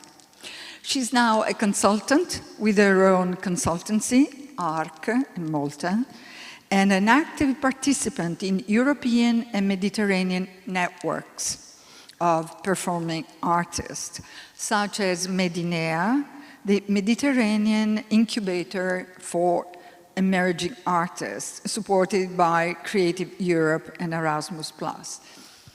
Could you share with us, Davinia, your lessons learned through your many and more most meaningful projects? Thank you. Buonasera, Federica e tutti. Can you hear me? Yes. Okay, and thank you to the Ministry for Culture of Italy for inviting me to participate in this prestigious meeting. Naples is one of my favorite cities, and I'm really sorry not to be with you. I'll start immediately as we have little time. Okay, so first of all, I believe that residencies and touring are really good examples of enabling an environment of resilience and inclusion. People need to live and work together for some continuous time to understand each other and each other's cultural differences. And this is the essence of our Medinea network and project. The Medinea network was founded and it's led by Festival d'Aix-en-Provence, who realized the need for the festival to open up to younger people in the Mediterranean from beyond Europe. From 2014, the festival has slowly built up a strong network of 30 organizations from 18 countries from the Mediterranean. And Medinea's main mission is to support the professional integration of young Mediterranean musicians by developing intercultural projects that encourage dialogue and develop a sense of belonging to a common culture among the young citizens of the Mediterranean basin. At the heart of Medinea is our intercultural residency, where young, extremely talented musicians under the age of 30 come together for over 2 weeks. They are improvising musicians in the field of oral music with an emphasis on improvisation. And this includes musicians from a Western perspective, who are usually jazz musicians and musicians who play traditional instruments, and from an Arab perspective, Arab music is all about improvisation and oral tradition. These musicians come together in a few of our countries, depending on the availability of funding and support, and they spend 2 weeks together working intensely and learning from each other to be able to produce an hour-long concert of new music at the end of the residency. They're mentored by Fabrizio Cassol, a composer, saxophonist, and jazz musician, and an incredible human being who enables this intercultural process. This kind of work has value. It creates value in the musicians' lives. It creates values in the lives of all involved, including our audiences. Some of these musicians have never traveled out of their countries, and the experiences change their lives forever. Looking at the music improvisation world, both Western and Arab cultures, this musical culture is based on a history of male domination, and Medinea is actively seeking women to include in our program in a conscious effort to overcome this predominantly male domain. And our latest Medinea project is called Medinea On Air, co-funded by Erasmus+. It's an accessible online training program designed for musicians all around the Mediterranean, by 6 network members: France, Italy, Malta, Portugal, Slovenia, and Turkey. Erasmus+, please widen your Mediterranean scope. The webinars are conducted by the local cultural and pedagogical actors of the partner organizations. They're broadcast live in English, completely free of charge, interactive, and they remain accessible on Medinea's YouTube channel after each session. The webinars are built around the current needs of young musical professionals, and 4 thematic areas are explored: audition and competition, preparation, digital technology, aesthetics, cultures, identities and artistic encounters, and career development and human and social entrepreneurial skills. We've learned a lot of lessons. You need to be a strong network. It's not about one-offs. The network is the long-term sustainable partnership at the institutional level. We are the enablers. We are the cultural professionals that create the necessary conditions for sustainable development of creative approaches in the Mediterranean region. We need to keep the green and digital transition as a horizontal action in all the work we do. We need to keep this in mind as part and parcel of our work processes. We should be traveling for longer and finding ways to travel that are greener. As the Mediterranean is currently a challenge to get around by greener ways of travel, the greener way to travel by ferry and train rather than plane and car is indeed hardly possible across the Mediterranean at the moment. And the last, perhaps, lesson we're learning is by promoting more residencies and touring for artistic projects will be impacting on the lives of young Mediterraneans with their diverse customs, habits, arts, etc. I hope I answered. How many lessons learned from your most interesting projects? Thank you very much for sharing. Thank you. And also to stress this issue about the long-term sustainable form of partnership represented by networks. They are apparently destructured, but they are a very strong net, and they live longer than any other kind of association or partnership. And also very interesting about the innovation of forms and formats of music, that are coming out. And that's what we are trying to achieve all through the performing arts, innovative forms. And these youth from the South Mediterranean bring with them so different visions. We have to listen and put into action this new vision. Thank you. And now we come back to old Europe with Damien Helly. Damien is from France. He's an international cultural advisor specialized in Europe's external cultural actions. He's the chair and founder of the Think and Do Tank Culture Solutions, focused on social innovation. Again, innovation is a strong word, in Africa and other parts of the world. Since 3 years, Damien is leading in Tunisia a program supporting the cultural sector, Tfanen Tunisie Creative, a EU-funded program that promotes cultural diversity, and therefore innovation, and access to cultural professions at local, national, and international level. Very eager to listen to you, Damien. Thank you very much, Federica, for the introduction. Thank you to the Italian Ministry of Culture for the invitation. Having in mind the fact that there will be a declaration prepared by the ministers tomorrow, I shaped my presentation along a limited number of ideas and keywords that could perhaps be of use for the deliberation between the delegations that are present here in Naples. So I will just develop six ideas. The first one is around the idea of conflict. I think we need to all acknowledge that we are entering a new era for especially the European side of the Mediterranean with the Ukraine conflict. And it has implications in international relations of the EU all across the board, including culture. Not speaking of Libya, which is an ongoing volatile situation, as well as the Sahara, but also the implications of instability in the Sahel. So we are not really in peaceful times, and this means that we are facing a situation of suspicions from certain societies vis-à-vis one another. There are suspicions of hidden agenda of the West, and we need to keep this path of trust building that culture usually opens. We need to keep this trust building path clear. I think this is the very important new priority for cultural decision makers. So that's the first idea. The second is the fact that we need to acknowledge that multilateralism in the Mediterranean is not as strong as it used to be, whatever officials say. But we also hear that a lot of cooperation is going on, but along different formats that are more agile, more flexible. So we need to reinvent constantly this idea of the Mediterranean and open it to and connect it to wider networks, the global networks on climate issues, global connections with other continents, and so on. The third idea is that we need to maintain mutual curiosity high. And this is not always happening because of social media that are creating bubbles of prejudices and stereotypes. Something must be done about freedom of new media and regulation of the internet together.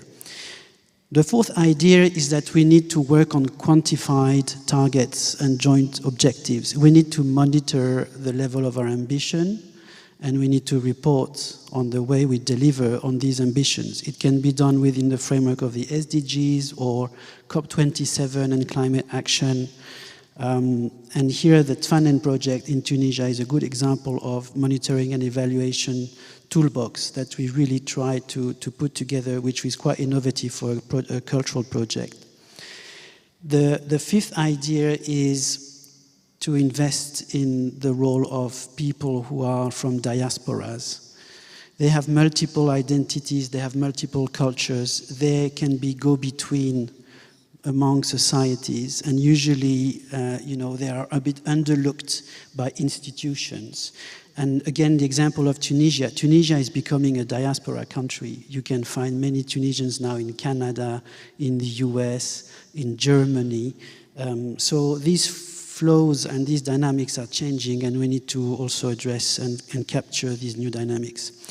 The sixth idea, maybe I will have 7, is mobility versus visas. I haven't heard the word visa since the beginning of the afternoon, but I can tell you it's in every people's mind on the other side of the Mediterranean. We need to strengthen climate-aware mobility. And here, one example from the Twanen program, Twanen Takwin, which is Twanen Academy. It's a Euro-Tunisian pilot program for cultural professionals that have encouraged mobility across the shores of the Mediterranean on cultural heritage and new technologies for Tunisian professionals from the private but also the public sector. And finally, focusing on innovation, yes. Innovation through large campaigns. We need to communicate differently about what we do. Innovation within cultural policies. I think we tend to forget that cultural policies still matter and governments' roles still matter, and we need to engage with cultural policy makers in all countries. And the last point, which is about supporting organizations more than projects. We need resilience, and for this you need to strengthen structures along multi-year engagement funding programs, and not just funding one ad hoc project for 6 months or 1 year and then stop it. So please, to ministers of cultures, do rethink the way you fund organizations. Thank you very much.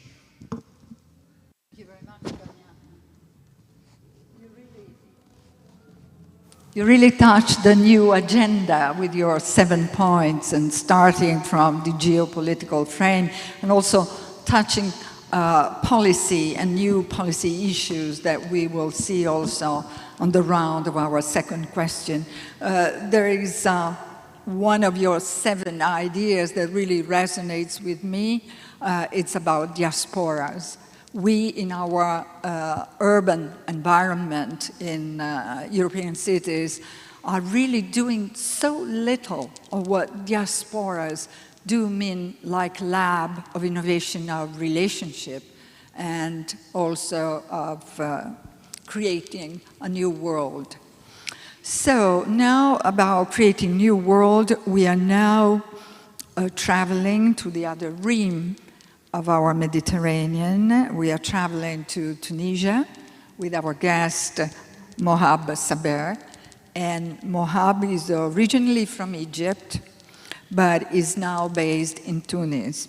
And he's a creative producer and curator with a focus on capacity building, a very interesting word, capacity building, in the arts in the Mediterranean. He is presently the general coordinator of All Around Culture, an EU-funded program to foster a vital cultural ecosystem as an enabling environment for social and economic inclusion, especially of young artists and cultural practitioners in the South Mediterranean. We're very eager to listen to you, Mohab. The floor is yours. Thank you so much for the invitation and being here. Actually, maybe I can start with talking about All Around Culture as a program and how we see the challenges that we work on in the region, and also some recommendations at the end. So mainly All Around Culture is a program, regional program funded by the EU, and it works for enhancing a vital cultural ecosystem as enabling environment, economic and social empowering for young artists and culture practitioners in 7 countries in the South Mediterranean, mainly 7 Arab countries, including the diaspora of the Libyan and Syrians living in those countries. The program is mainly containing 5 components, interconnected components. The idea is coming from how to enhance the collaboration and co-creation between the cultural practitioners and trying to like disseminate the idea of creating alliances, collaboration in the South Mediterranean in the culture sectors. Actually, due to the lack of opportunities for independent culture practitioners, there is more competitiveness in the sector, and this is actually somehow like not in the favor of the resilient that we need to have facing the pressure, culture, the economic and political pressure in the region. So somehow this was the main idea, is to promote the collaboration, to be more resilient facing all the challenges that we have, including the environmental and COVID and so on. So this is how we are working. The 5 components is mostly 3 of them focusing on providing grants and support, mentorship for different kind of target groups. We are supporting young under 35 years by research grants and production grants to work in their local context and to be more aware about the needs and the context in their local communities outside the big countries in the peripheries, also to promote accessibility to culture in the 7 countries. Also, we support creating cultural alliances. Each alliance contains 3 entities from the same country in the 7 countries, and also connecting all of them in the region as well with cross-border collaboration with up to 100,010 euros for each alliances. We have 12 alliances with 36 entities in the region, and also we have 23 young people who's got grants for productions in the peripheries up to 24,000, as well as also we have a 3rd component focusing on the cross-border collaboration, which consists or support collaboration between North and the South. So each project contains 2 from the South Mediterranean and 1 from the North to work together, providing with a grant to work in collaboration project and also mobility grants to meet each other and to learn and to network cross-border North and the South. So this is mainly the grants. We have 2 another cross-cutting components that support the ecosystem, how we provide all of those beneficiaries with like tools and methods to work together, to be more collaborative, participatory, working together, and also to discuss the ecosystem in the region and how we can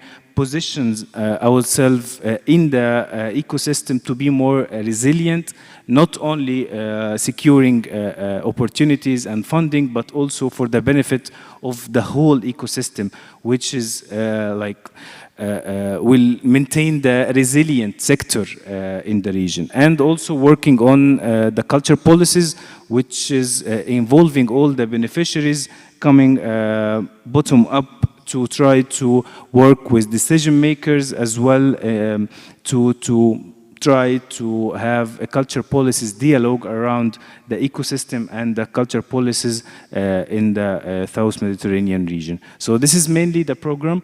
It's 4 years program, and maybe I can leave the recommendation to the next question. Yeah, thank you so much. No, thank you very much. And then what resonates more from your intervention is the expansion in the region of the 7 countries of collaboration and cross-border collaboration. This is crucial for the future. And now we are going back to Brussels, and we are in the heart of the EU Commission with Walter Zampieri. And let me briefly introduce you, Walter.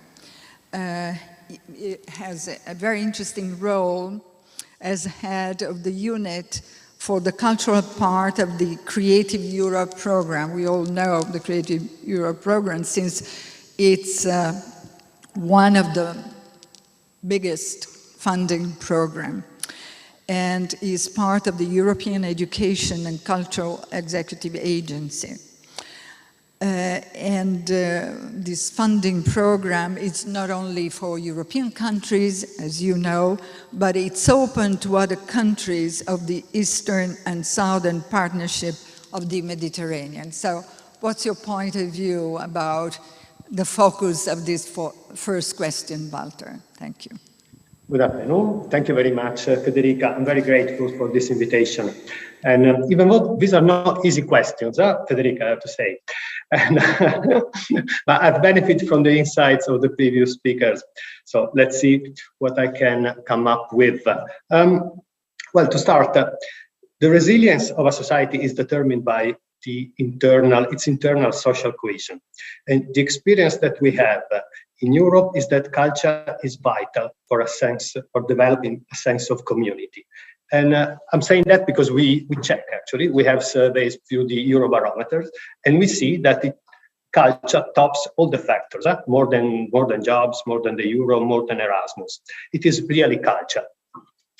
And I'm sure it applies also to other regions of the world as well.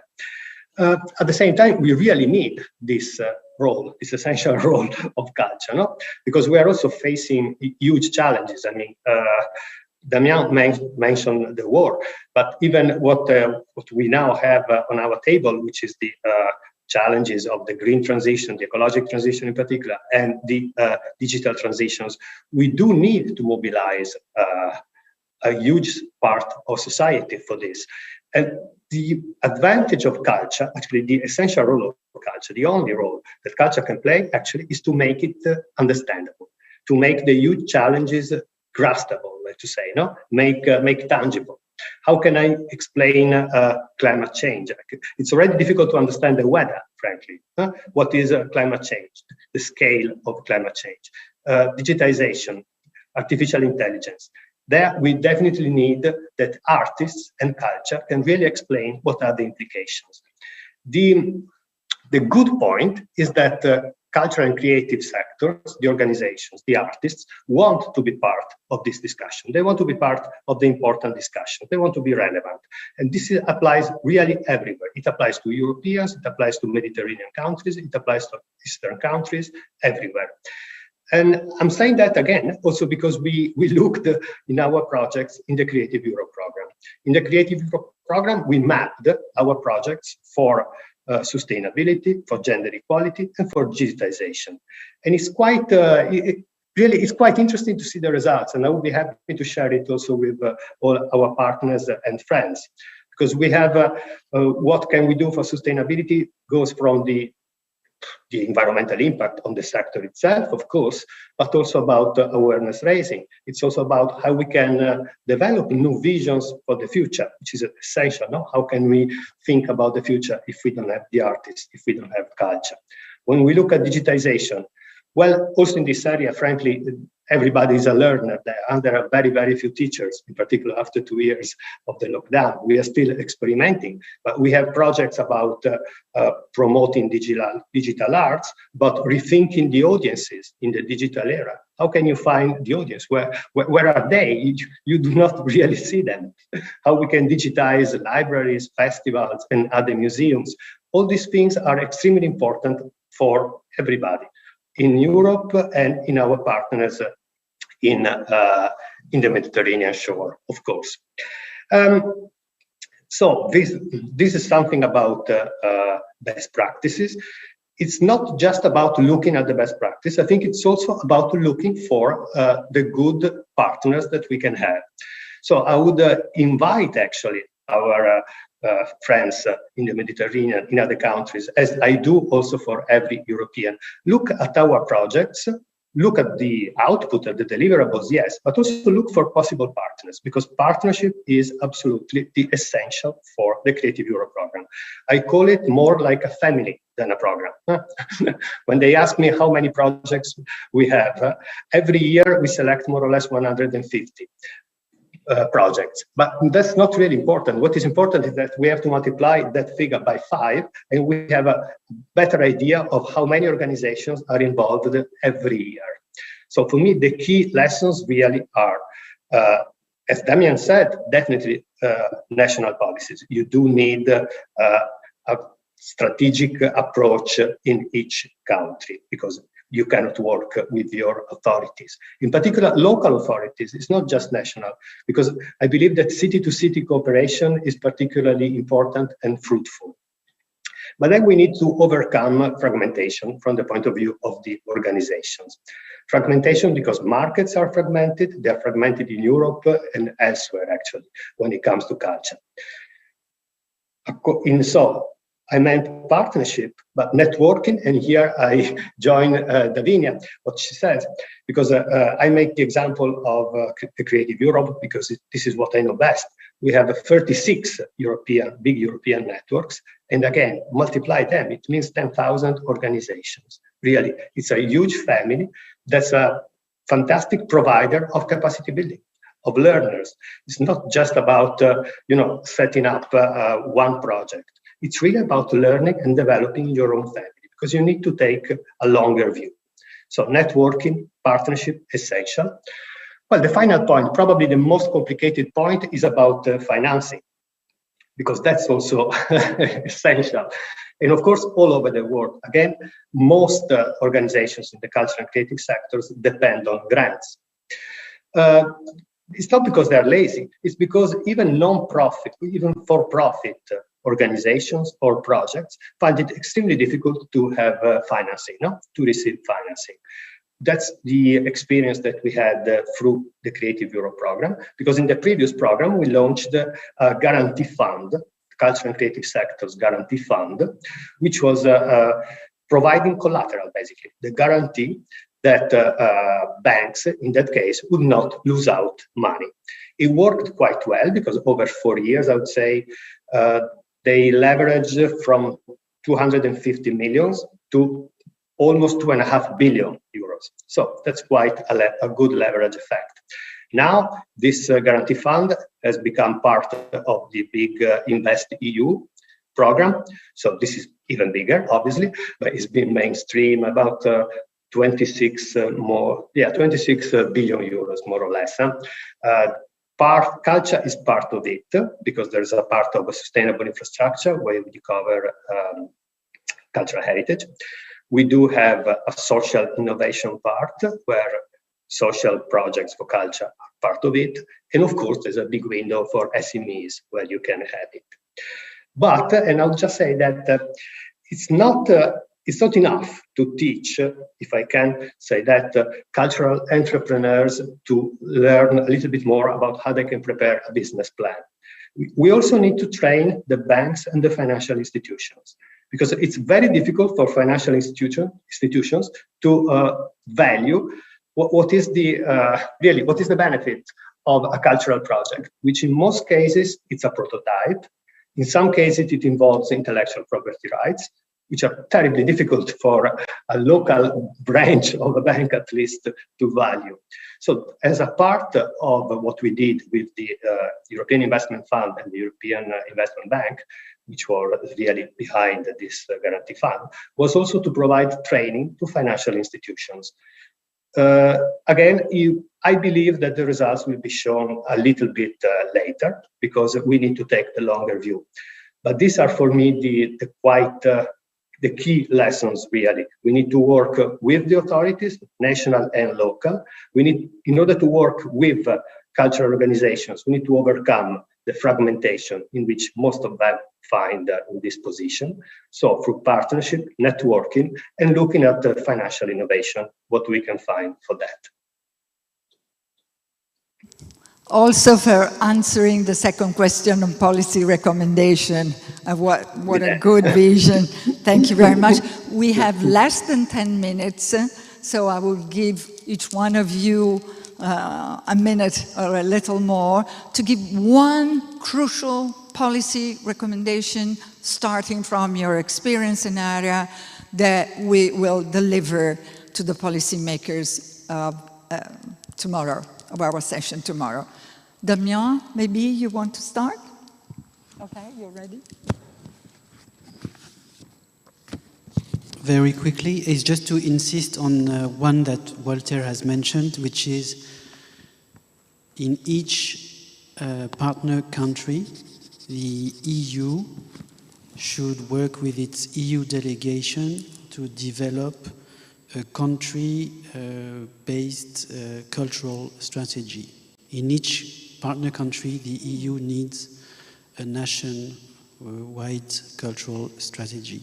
It doesn't have that, it does need it, and we are just starting the programming phase, so it's the right time. How true. Thank you. Mohab.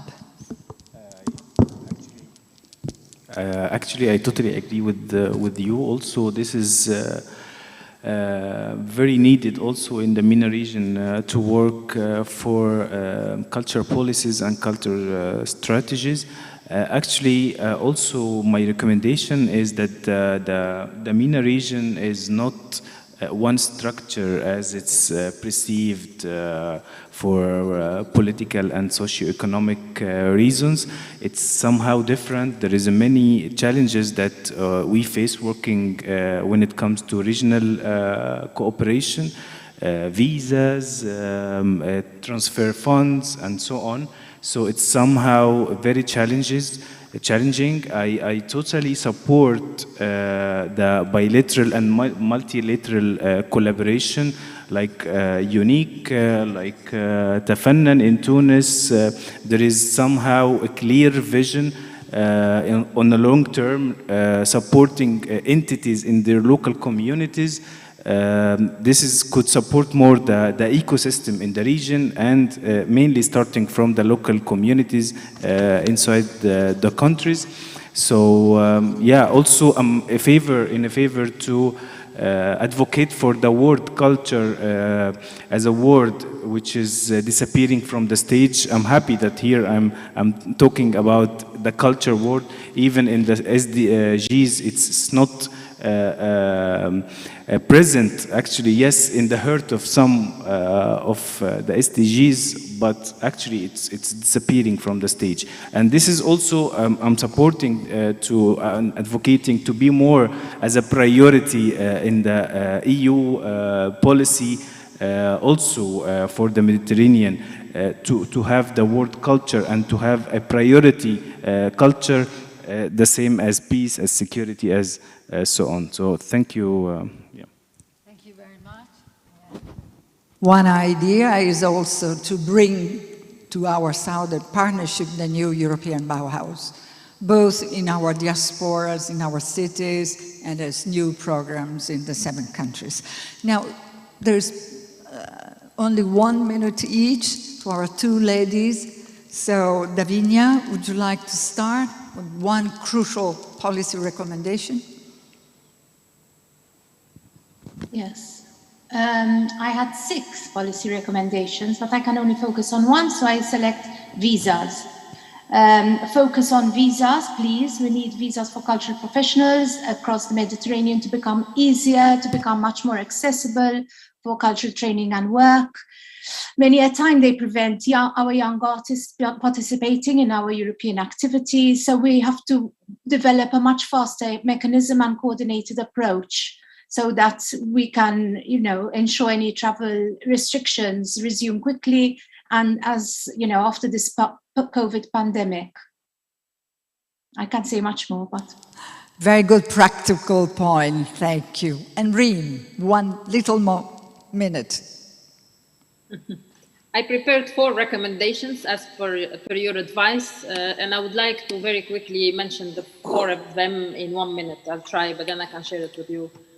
First of all, the Mediterranean countries, South, they need to recognize culture, creativity, and culture creative industries as pillars for inclusive, sustainable, resilient economic development. This is important because for the moment, this is not the case.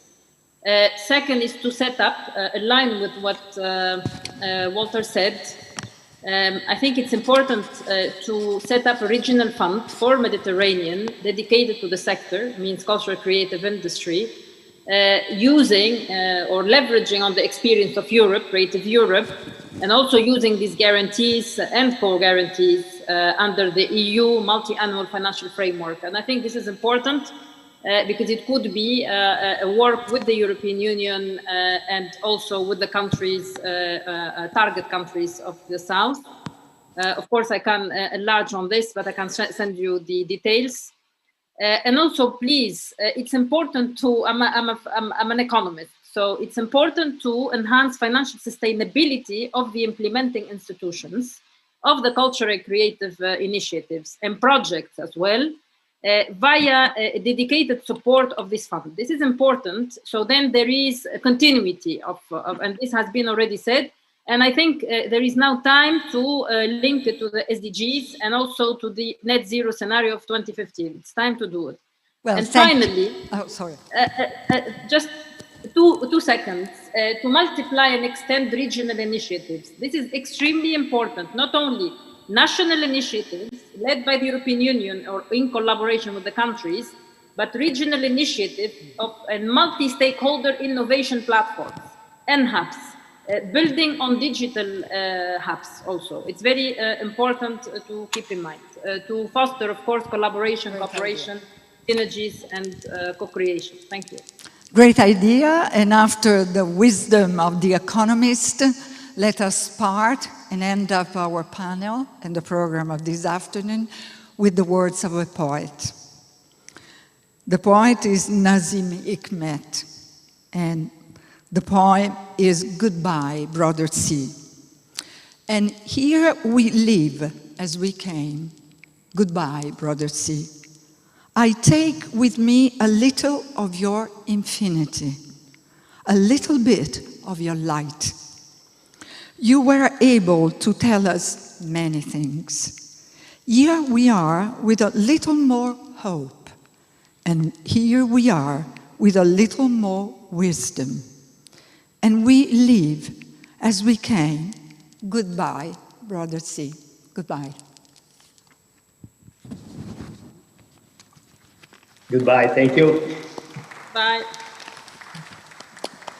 Bye, thank you. The poet always sings it better.